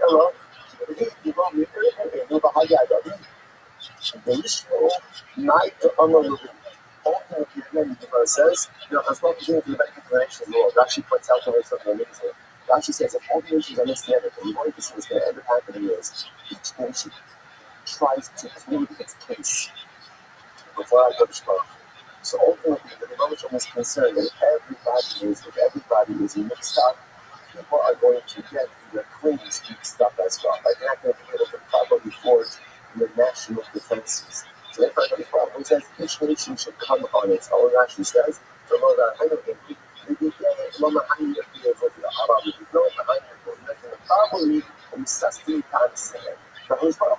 doesn't matter. But the message to the nations of the world, we pray to the nations, it's good for each conversation so that they can organize their defense together and not get mixed up on the other nations are saying. All right, once again for this. Who comes in first? Yet, this is for judgment during the Messianic era. So the Shlomo is calling to Sefer Torah by his chest. Says, whoever has come and observed what is written over here, go ahead and come collect your reward. The nations must realize, we're in trouble. They come to lie with their kids before our Who comes in first? Rome comes in first. Rome comes in first. My time, you should be Hashiva, because Rome is important. Rome is important. So the Gemara says, you must say, my time should be Hashiva. You don't like Hashiva, you don't like Hashiva. I know that Rome is important. They said, the Pasuk says, by Daniel, that when referring to Rome, they consumed the entire land, they plowed it, and then they destroyed it. This is Rabbi who says that again, this refers to Rome, not the wicked Rome, but the rival Rome, whose typos, again, their impact has spread upon the entire world. And I won't say that it's true to this very day, right? That's true to this very day. The impact has spread to the entire world. And we know and demand the kosher adoration. So, in general, how do we know that he who is kosher goes first? He is so now here's what we got, right? Rome, the nation Rome is coming in for judgment against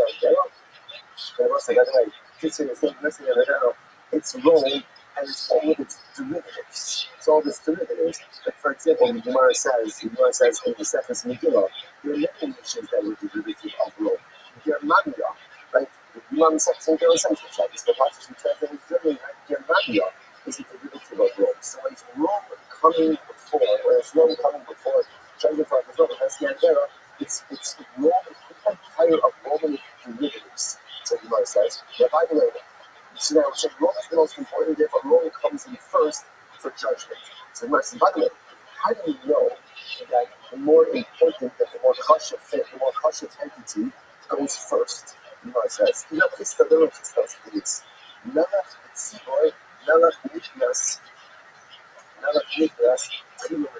so that's very interesting.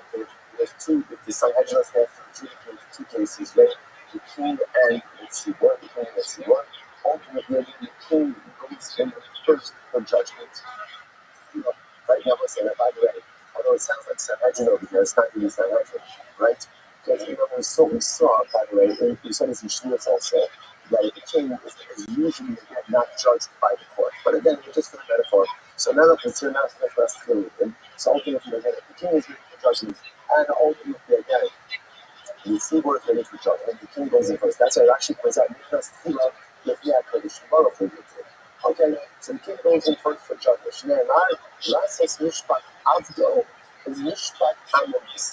So what's it is very interesting. So the more quotes the pasuk from Malachim.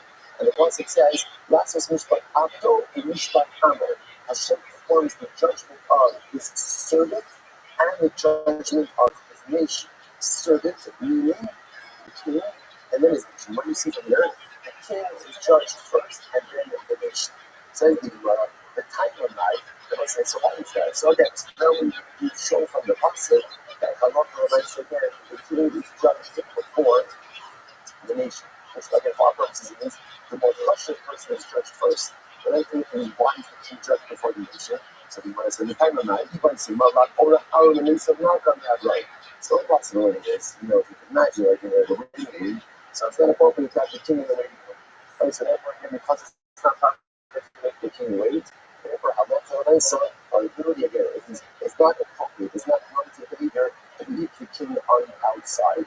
Whereas, therefore, we take the king's keys first, adjudicating, and then adjudicating the nation. By saying, the other possibility is that we want the king judged first. Why? Because if the king, if the nation is judged first, again, it's all by a Kodesh Baruch Hu. If the nation is judged first, then the bonus of all of his wrath will be the king over the nation, and therefore he may come down harder on the king. Therefore, again, in order that the king kind of gets a little bit of a lighter side, so to speak, of the emotions, we let him go first in judgment. Now, but actually, the ROTHSCHILD after like Kodesh Baruch Hu, we make patient seaboard, Shemachas, Shalom, Yifrom, and Amalach, also Chalom, okay? So let's say, so two reasons as to why we go first. Because again, it's not appropriate to keep the king waiting on the outside. Or second possibility is we don't want the king to have to deal with divine judgment in the aftermath of his wrath with Klal Yisrael. He's provoking Klal Yisrael. We're not to see that. Good. Simple, let's say so. So if I want to just to follow what we have over here. Right, we talk about Messianic era, and Trump was judging the nations of the world. Right, the nations lined up here. Trump is federal, separate out into nations. Who comes first? Rome. Why does Rome come first? Because they're most cautious. Who cares? Because that king who is important always goes first. Where do you see that? Nalach Tzibor, Nalach goes first for adjudication. I'll just tell you this line. Rav Orach Hara, Remesim Malcolm Le'Avrai. It's such a beautiful line. I'll say it is not normal that the king should be on the outside. So that was say such a beautiful yisod for our own relationship with HaKadosh Baruch Hu. Sometimes, even knowingly or unknowingly, we keep HaKadosh Baruch Hu at a distance. Whatever it is, we have connected issues, we have fear, maybe we're not confident enough that HaKadosh Baruch Hu is going to love us, going to accept us for what we are. So we create a little bit of an arm's length relationship with the people of Hashem over. The Gemara says, Love Ara Ara, we may see not from the Afra. It's not nice to keep the king, to keep HaKadosh Baruch Hu on the outside. Let HaKadosh Baruch Hu spread out. Let HaKadosh Baruch Hu do something. He's in there anyway. He knows what's going on right. He knows that whether I choose that relationship or not. Don't keep it at arm's length. Sometimes we're so afraid because of our own inconsistencies and because of our own ideas, which we all have. We all think this. If you look at our contributions, we don't feel that this. But I think that because of those things, I'm not fit for a close and meaningful relationship with HaKadosh Baruch Hu. That is simply not true. The end of the day, all he wants is to let him in. All he wants is to let him in. All he wants is not a seat at the table. All he wants is to come up the chair next to him in my heart. You don't keep HaKadosh Baruch Hu on the outside. Let it in. It's the same as HaKadosh Baruch Hu thinks the same Torah. Makes it to his heart to say, I'm going to say what I want. Don't keep that Torah out here. Bring it inside the heart of Baruch Hu. Don't keep it on the outside either. Bring it in. Incredible. All right, the so what happens? Here we go. I'm going to go to but Maya Sakta, Shem says to Rome, Tevra, Rome we Tevra. Rome we Tevra. Tell me, what did you spend your life in this world? I'm going to go to Shop. Good, I want to tell you, very kind of what you've done. How do you show me that we established marketplaces, had the Chatzos, bathhouses, had the Kesef, all proliferating wealth in this world. The Kulam, get ready for this one. The Kulam, Ra'asinu Ela B'Shvil Yisrael. She's asking about God, do you know why we did it? I want to tell you, not to brag. But we did it for the chosen people. We did it for God Yisrael. Right? Everything about God, so why? So we figured that if you make rational mistakes here, Klal Yisrael will have an easier time learning Torah. So we built these beautiful marketplaces and bathhouses and created wealth, and some wealth was accessible. All this stuff. So Klal Yisrael shouldn't have to worry about the dashness this way. And again, Hashem make a focus on this. I'm not going to follow him. Shoti Sheva Omer. Rosh says, I could deal with a lot of stuff.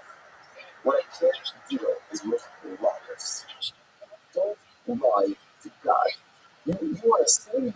Maybe it's okay. I mean, not exactly, but you want to sin? Go ahead. Right? We're all going to sin again. Right? Don't be dishonest for the one simple reason. HaKadosh Baruch Hu sees through it before you finish the sentence. So here comes about business to Rome, and the most of these was a hospital.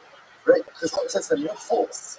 Koma, the word says, Shodesh Ba'omer. Kamasha says in the Torah, that is not true. Whatever you did for you.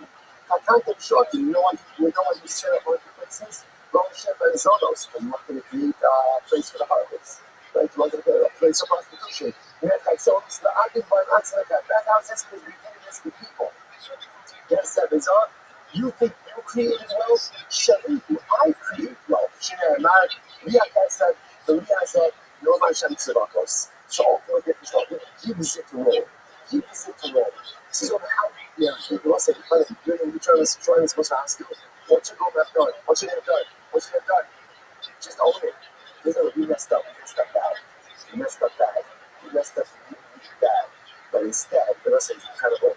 They doubled down on their wishes. Now they're doubling down.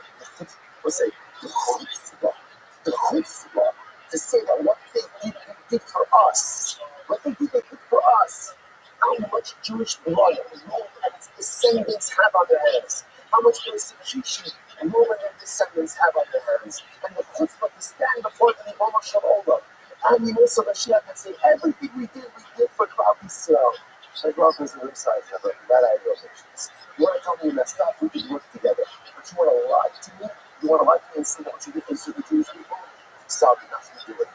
Me, the Lord says, is there anyone amongst the ultimate Magitzos who could go ahead and has gotten involved in Zos, and this what's the Shneimar, people coming out of Zos, Zos Elatora. What's Zos? Zos is Torah. So the Shlomo asks, no, is there anyone in your nation who has learned Torah? I was going to ask. I was there. Rome doesn't have an obligation for Torah. Why is the Shlomo going to ask? That's tomorrow's stuff. Shneimar. He's always at the Rosh Hashanah. Yad, that's what happened. Rome leaves rejected. But why? Why is Rome rejected? And then from some, because they have been indicted in divine messianic judgments. Like they found guilty in divine messianic judgment. Incredible. Who's next? Yeah, let's come off with one of this. The Gitnos Malchus Paras. So he's number two. Get ready for this. Persia comes in number two after Rome. Get ready for this. The Imars is my timer. Now why is Persia number two? Because after Rome, Persia was the second most influential empire. You know what they say? This is the practice of Daniel. So Daniel's practice is an actor. Afterwards there was a second animal, the Akupayaka, cannot Daniel of a Jove. And his second animal in Daniel's vision, right? The first one resembled the white toy, which was Rome. The second one resembled the bear. And who's the bear? The Tani of Yosef, in of Habasi. This refers to the Persians. Right? What's unique about the Persians? The shows seem to don't drink and they eat. So like bears, which means they eat and drink a lot. In this Shimon plus those, and they're covered with hair. They're evil. Right? Like the bear. In the godless they're people. They're big people, literally covered with flesh, like the bear. And the godless and ultimately again they're covered with hair, like a bear. And ultimately again, like the bear, which is a gently restless animal, right? Because it hibernates. Well, it's not hibernating, it's gently restless. So ultimately again, you're restless like the bear as well. Okay, so now purchase and judgment. Other animals not the last second. The child could just tell me what did you do. I said, I try to point out, here's the godless. You say to yourself, why is the child asking the question? Hashem knows exactly what they've done. It's no different than when a Baruch confronts Cain, and he says to Cain, right, hey, Hevel, where's Hevel? Right, or he asks Adam, Adam, tell me, Adam, what have you been up to? See, Baruch knows everything. But when we've messed up in life, he gives us the opportunity to own it and to do tshuva. The problem is 9 out of 10 times we just double down. See, I said, oh, Persia, tell me, what have you been up to? Like, what have you done? Persia, I told you. How did we shut the shining? We made bridges, how they conquered Kabashko, we conquered cities, how did the Hamas Assyria we make many wars? Yes, you have. The Kuranu, no Assyria, Arab Ashuri, Israel. She's asking about it.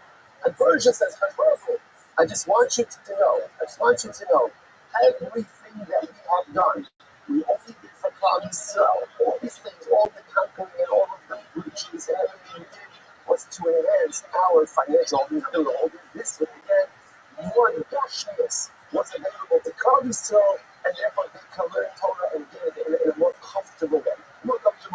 Incredible. Stop it. That is not true. You know anything and everything you've done, you've only done ultimately again in a self-serving way. Takatan Yisharim, Litomer Mechas. You know how you build bridges? So you could collect tolls. Right? Krahim, you conquered cities, Lasos, Bahem, and Yariga. You conquered cities in order to create vassal cities. Right? So again, actually, once every Agario, Avodah, Shanara, for the Taras, Ayoshik, Krahim, Lasos Milchamos, Velito Banzanarodasan. You conquered cities in order to go and create vassal cities. So you could seize people for the army, seize animals for the tax for the king. That's why you did it. And Milchamos, wars, you think you created victory in war? Yes, because as well tells the Romans, you think you created well? Leah gets that. But Leah saw, what belongs to me? Sister Persia, you think your interest was to understand the fundamentals of this word? You think Persia, Iran, you think Persia, you make the wars? You think you're the one who does the wars? Man doesn't choreograph the wars, that's right. I choreograph the wars. Aniyah Sisi Shemai, Hashem Ish Milchama. He's the man of war. But you think Persia, you think you're in charge of where missiles go? You think you're in charge of what happens with boxes? I am the Ish Milchama. I am the Ish Milchama. So he says, ultimately, again, if anyone amongst you, now, that's why we'll ask his Persia. He says, is there anyone amongst you who learned Torah? Now, again, the question is still strange, because why should Persia have anyone amongst them who's learning? We'll have to see what that means. Shnei Amar, we both have Yakitos, Bezos, Alatar, Shnei Amar, and so Star Chef, Samosha, and obviously there's no one in their midst who's learned Torah. Therefore, Yad, it's similar to the front of the pocket. Persia goes out to check. So Rome's done, Persia's done all rejected. If he happened because this map is part from Alpha's running on the Heidi, but maybe nighttime island, so then that's an interesting question. Persia, as to this someone happened to Rome, you would say, what?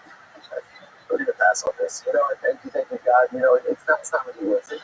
Why did Persia choose to go through? I will say, not only that, but they begged the same type of arguments, right? In other words, they saw what happened to Rome. You heard that the argument fell flat, yet they went for judgment and pretty much advanced the same argument. So this is a good time now. Persia said, look, here's the Egyptian also Rome. Rome destroyed the Beis Hamikdash. We did it. Right? We built it. That was we built it. It wasn't so okay. Because remember, Esther's son, Koresh, right? Esther's son was Achashverosh, who was Persia, some other Median Empire. They did rebuild the second temple. So Persia felt like, look, the end of the day, we did do something for the Jewish people. We helped to rebuild the second temple. So they felt like that would help them in their time. So ultimately, and this is the scene that repeats itself with every single nation. So every nation comes with a powerful. Allah says, what did you do? They advance their accomplishments, they claim everything they did for cloud. The Son of Baruch says, not true, what you've done is self-serving. So I said, the puzzle of so all the other nations saw that it didn't work for Rome for Persia. Why do these other nations keep coming in before divine judgment?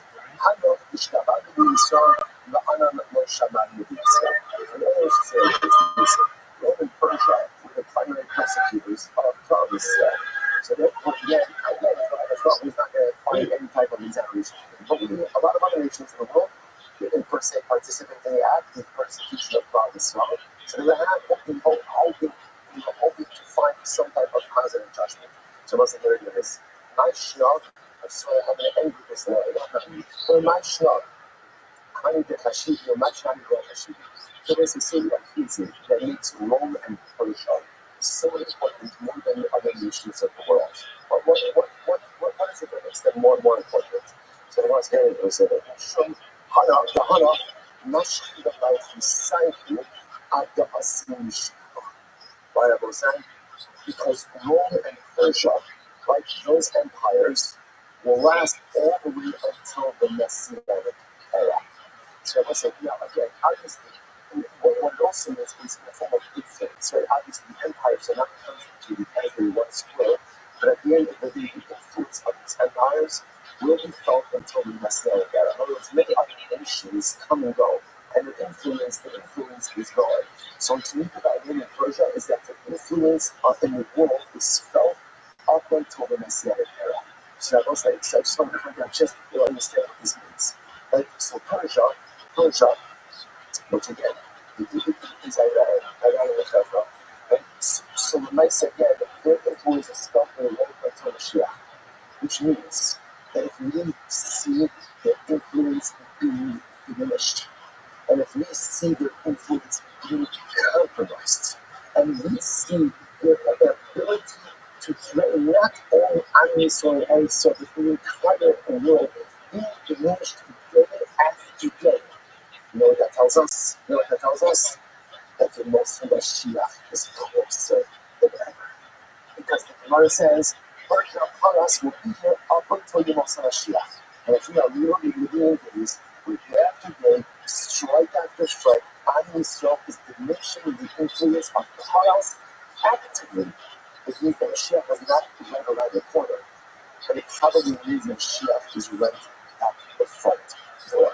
It's not me, it's Avodah Zarah that based on the things. One of the into this new stage of the world, exactly the little what we want to be. Like last Thursday night, and here the Gemara is telling us great things are about to happen. Incredible things are about to happen. Paras will be here until the Mashiach comes, but as you begin to see their influence being diminished, just know that great things are waiting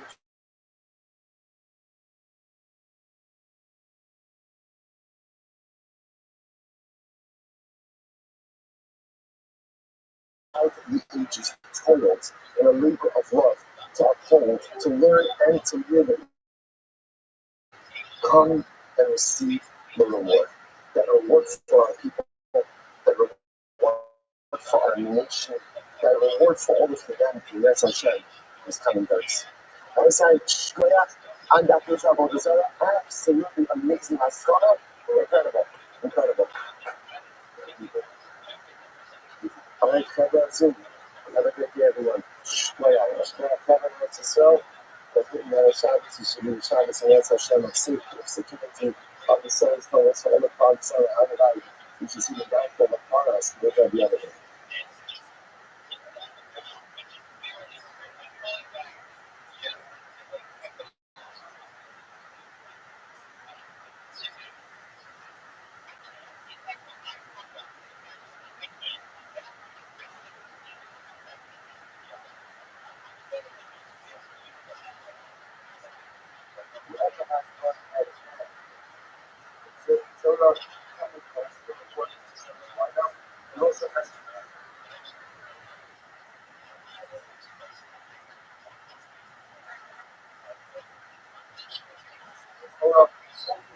Simple question. What's the answer? Of course, none of them. So that means it's kind of bad. But it's all involved. Except that the weapons given to us, that's why we answer. The rest of it is all the ones that say this is all these things except because the things that are correct. Right. Okay, I threaten us. We also didn't accept your question. So what happens? So I'm going to go ahead and show. And show us that what's the question is. Why did you get that program? But that was for that. And I think that share that. They show us that some of us are saying about it, but we have done. So there's no such rules of the charts. So it's really like some results don't observe those results. Don't the basis of those results are wrong. So how you don't go I don't know the result set you don't actually say uphold search very little thing because the Muslim says how much of the holy ones raw yes but not raw but the parties raw says it's people are in the market both themselves some of the source that separate themselves from the rest give us the once it's taken did not accept or did not understand the source how much did you take to that once I was tired of salt motivation that did not uphold self such a harm the reformation of it is not what that was not really self of what it's all this step I used to that do not report it to results you should do and what you report results step that's what it's done. The fact that there is the one actually see this because now it's what's about don't feel something. Let that connect something. Don't I don't the what? Go fast. That's the time of the Roman, the Abba said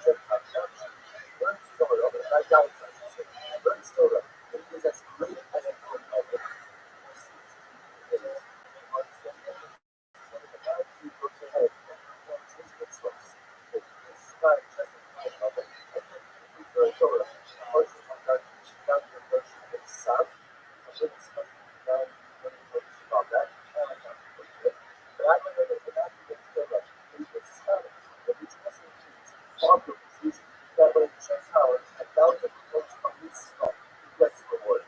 Because Kabbalah Hashem has the Osa Adam Machayah. But the Master says, these minutes as a person that perform, and we will live and do that. The Kohanim would be second in their life. Hello, Adam. What's it? Adam. For America, how you perform because it's the place to just like that. Every person the spirituality is rewarded.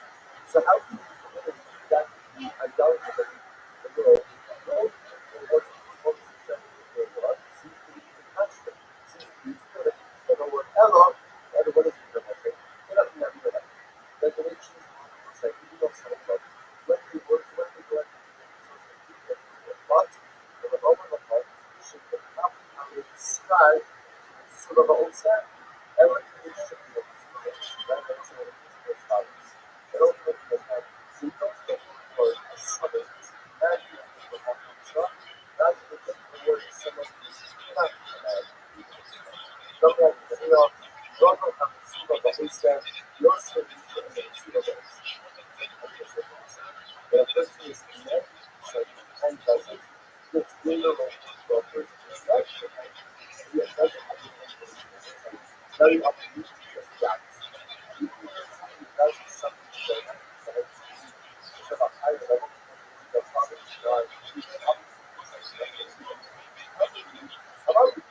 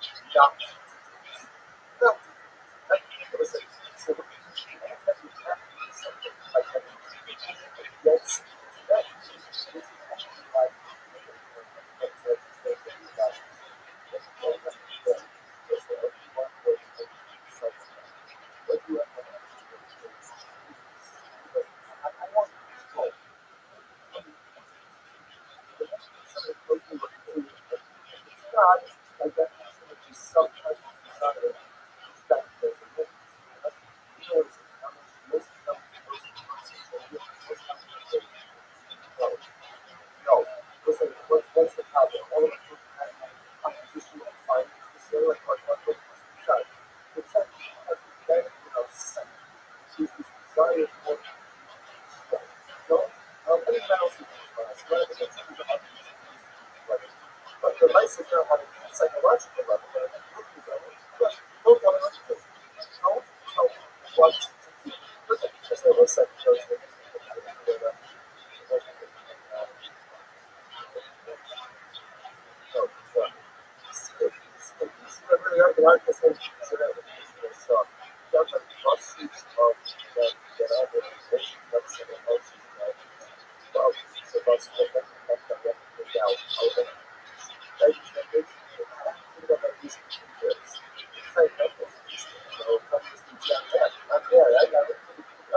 I was that because this is my house. I have to do stuff, and I don't want to do the stuff that I have stuff that I have. Therefore, stuff that I have, I'm actually so I have anything. So I said, you want to use it?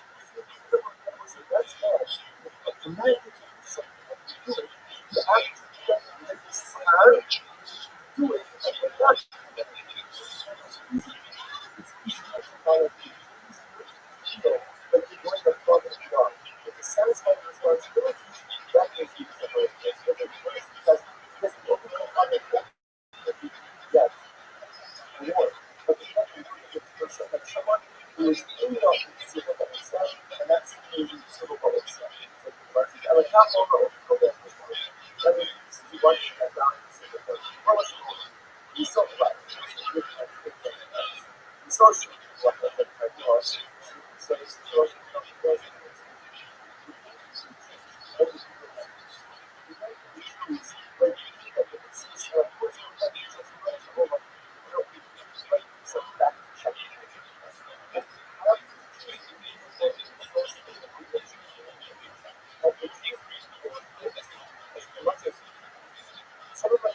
cool. And many branches of my Torah. So this one says, yes, I will be, I God will testify. Moment of my Rosh Hashanah, step, my woman is absolutely out of us. The possibility the possibility the father had to testify that it's not the same. And people are calling this stuff. So, because if you watch what he's not there, you have that. You know what you got, you got that. This is the possibility to tell you stuff. It's what it is. There is a huge amount of problem. So, the darkness is also ready to see how this is. You want to not testify. This is God. Because it is also ready to survive. So, why? Because this is the problem. Because it's because Christ that Hebrews and I body scripture. The whole conversation goes through. That Heather really testified that Israel has observed the entire Torah. All of it is also Shemai body is glad that it's not the old stuff.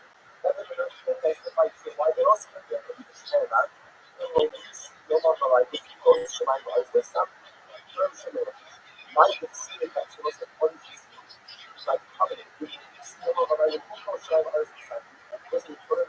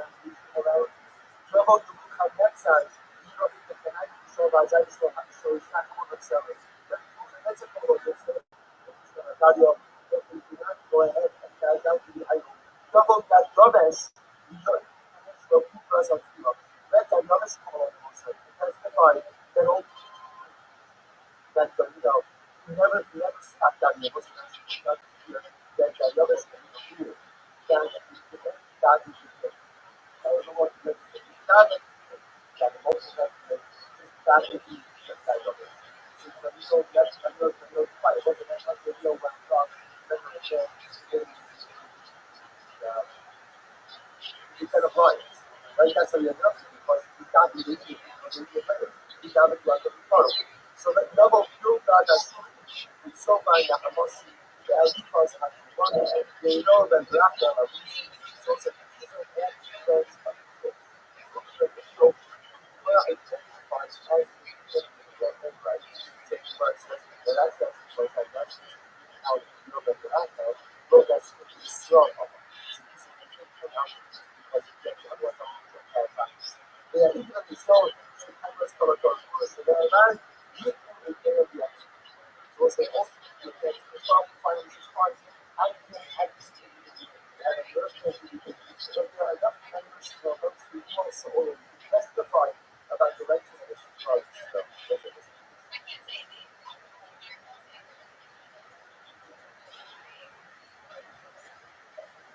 So, I'm going to put the focus on all of them.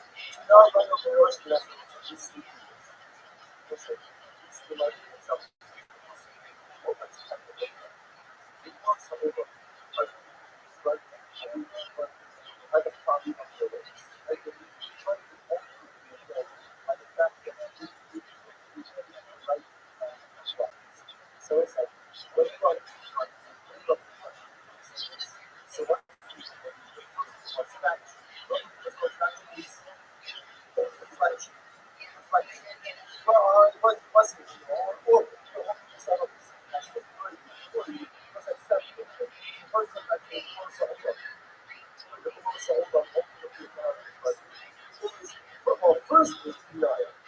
Denial, then deflection. Obviously, that's so now that he's not a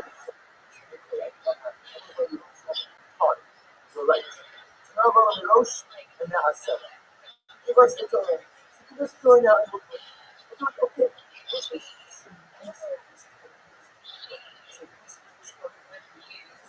With all of these pieces go out, we've got 20,000.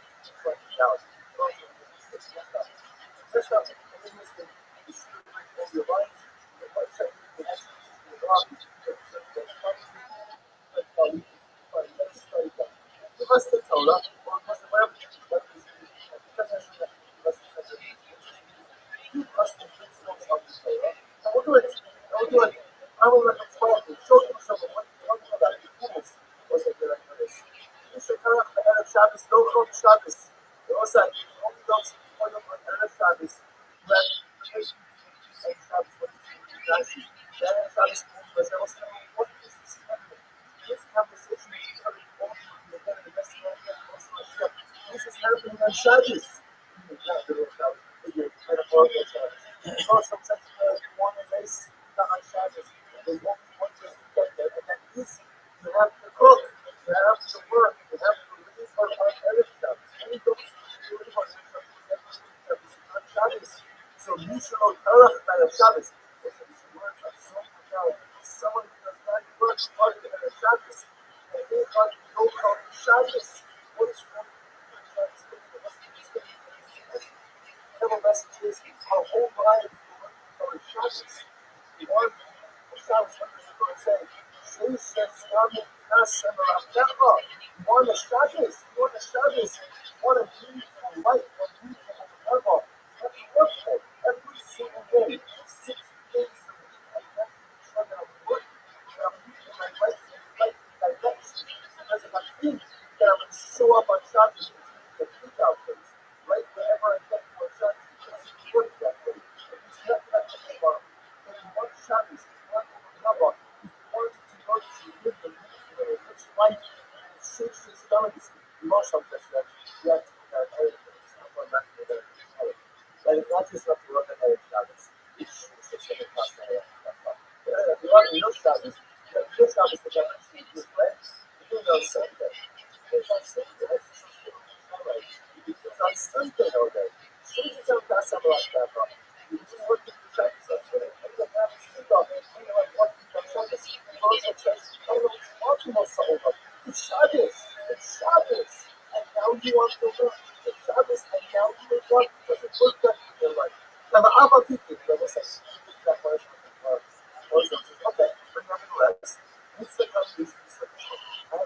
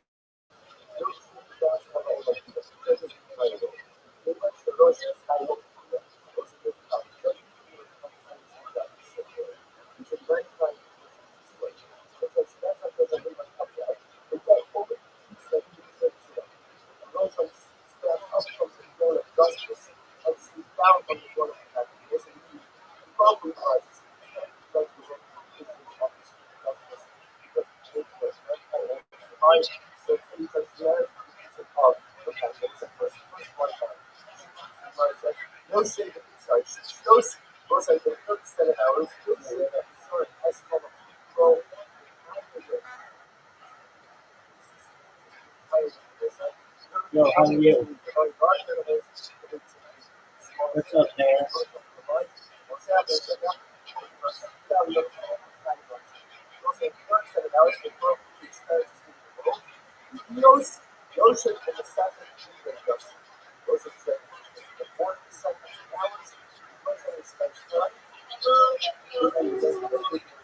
Hey, you better be 18 inches, guys.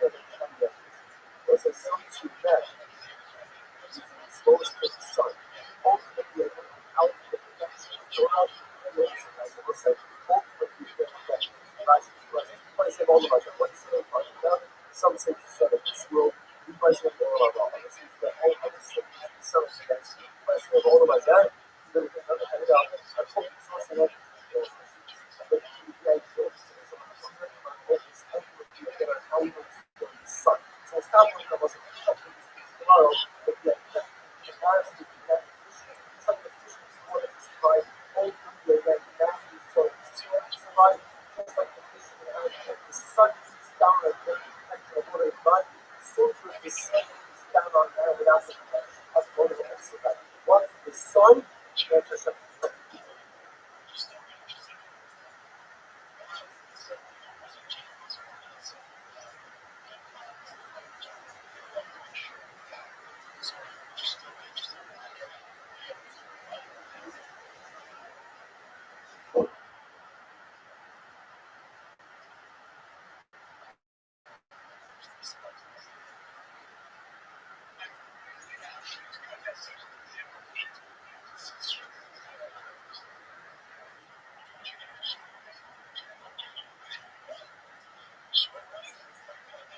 Hi, Johnson. Good morning. Good morning.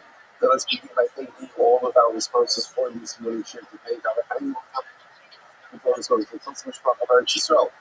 The pay audition judges this year as is a list from service colors for Israel. And Torah sponsors for the month of Stephen Hahar, Stephen Perkin, Mother Mary of Steve's mother, Doris, the Mother Pastor, the Soul Yours for Drucker. That's what sponsors for today. Matt and Diane Marks, the memory of Diane's mother, Pasha Plus, the Zichron Drucker, the American Torah. All of the Shabbos Adonai, the families from all those who leader of Torah should have a cold home in Israel, Kaddish Baruch, Shniyat Hashem, and home our hostages, the Shalom and the cause and allow our holy soldiers in land and sea in the air, and we should be successful against our enemies, and we should be so close Hashem to a decisive victory for Israel and Eretz Hashem, Bracha, Hatzlacha, and Shalom for our people and for our land.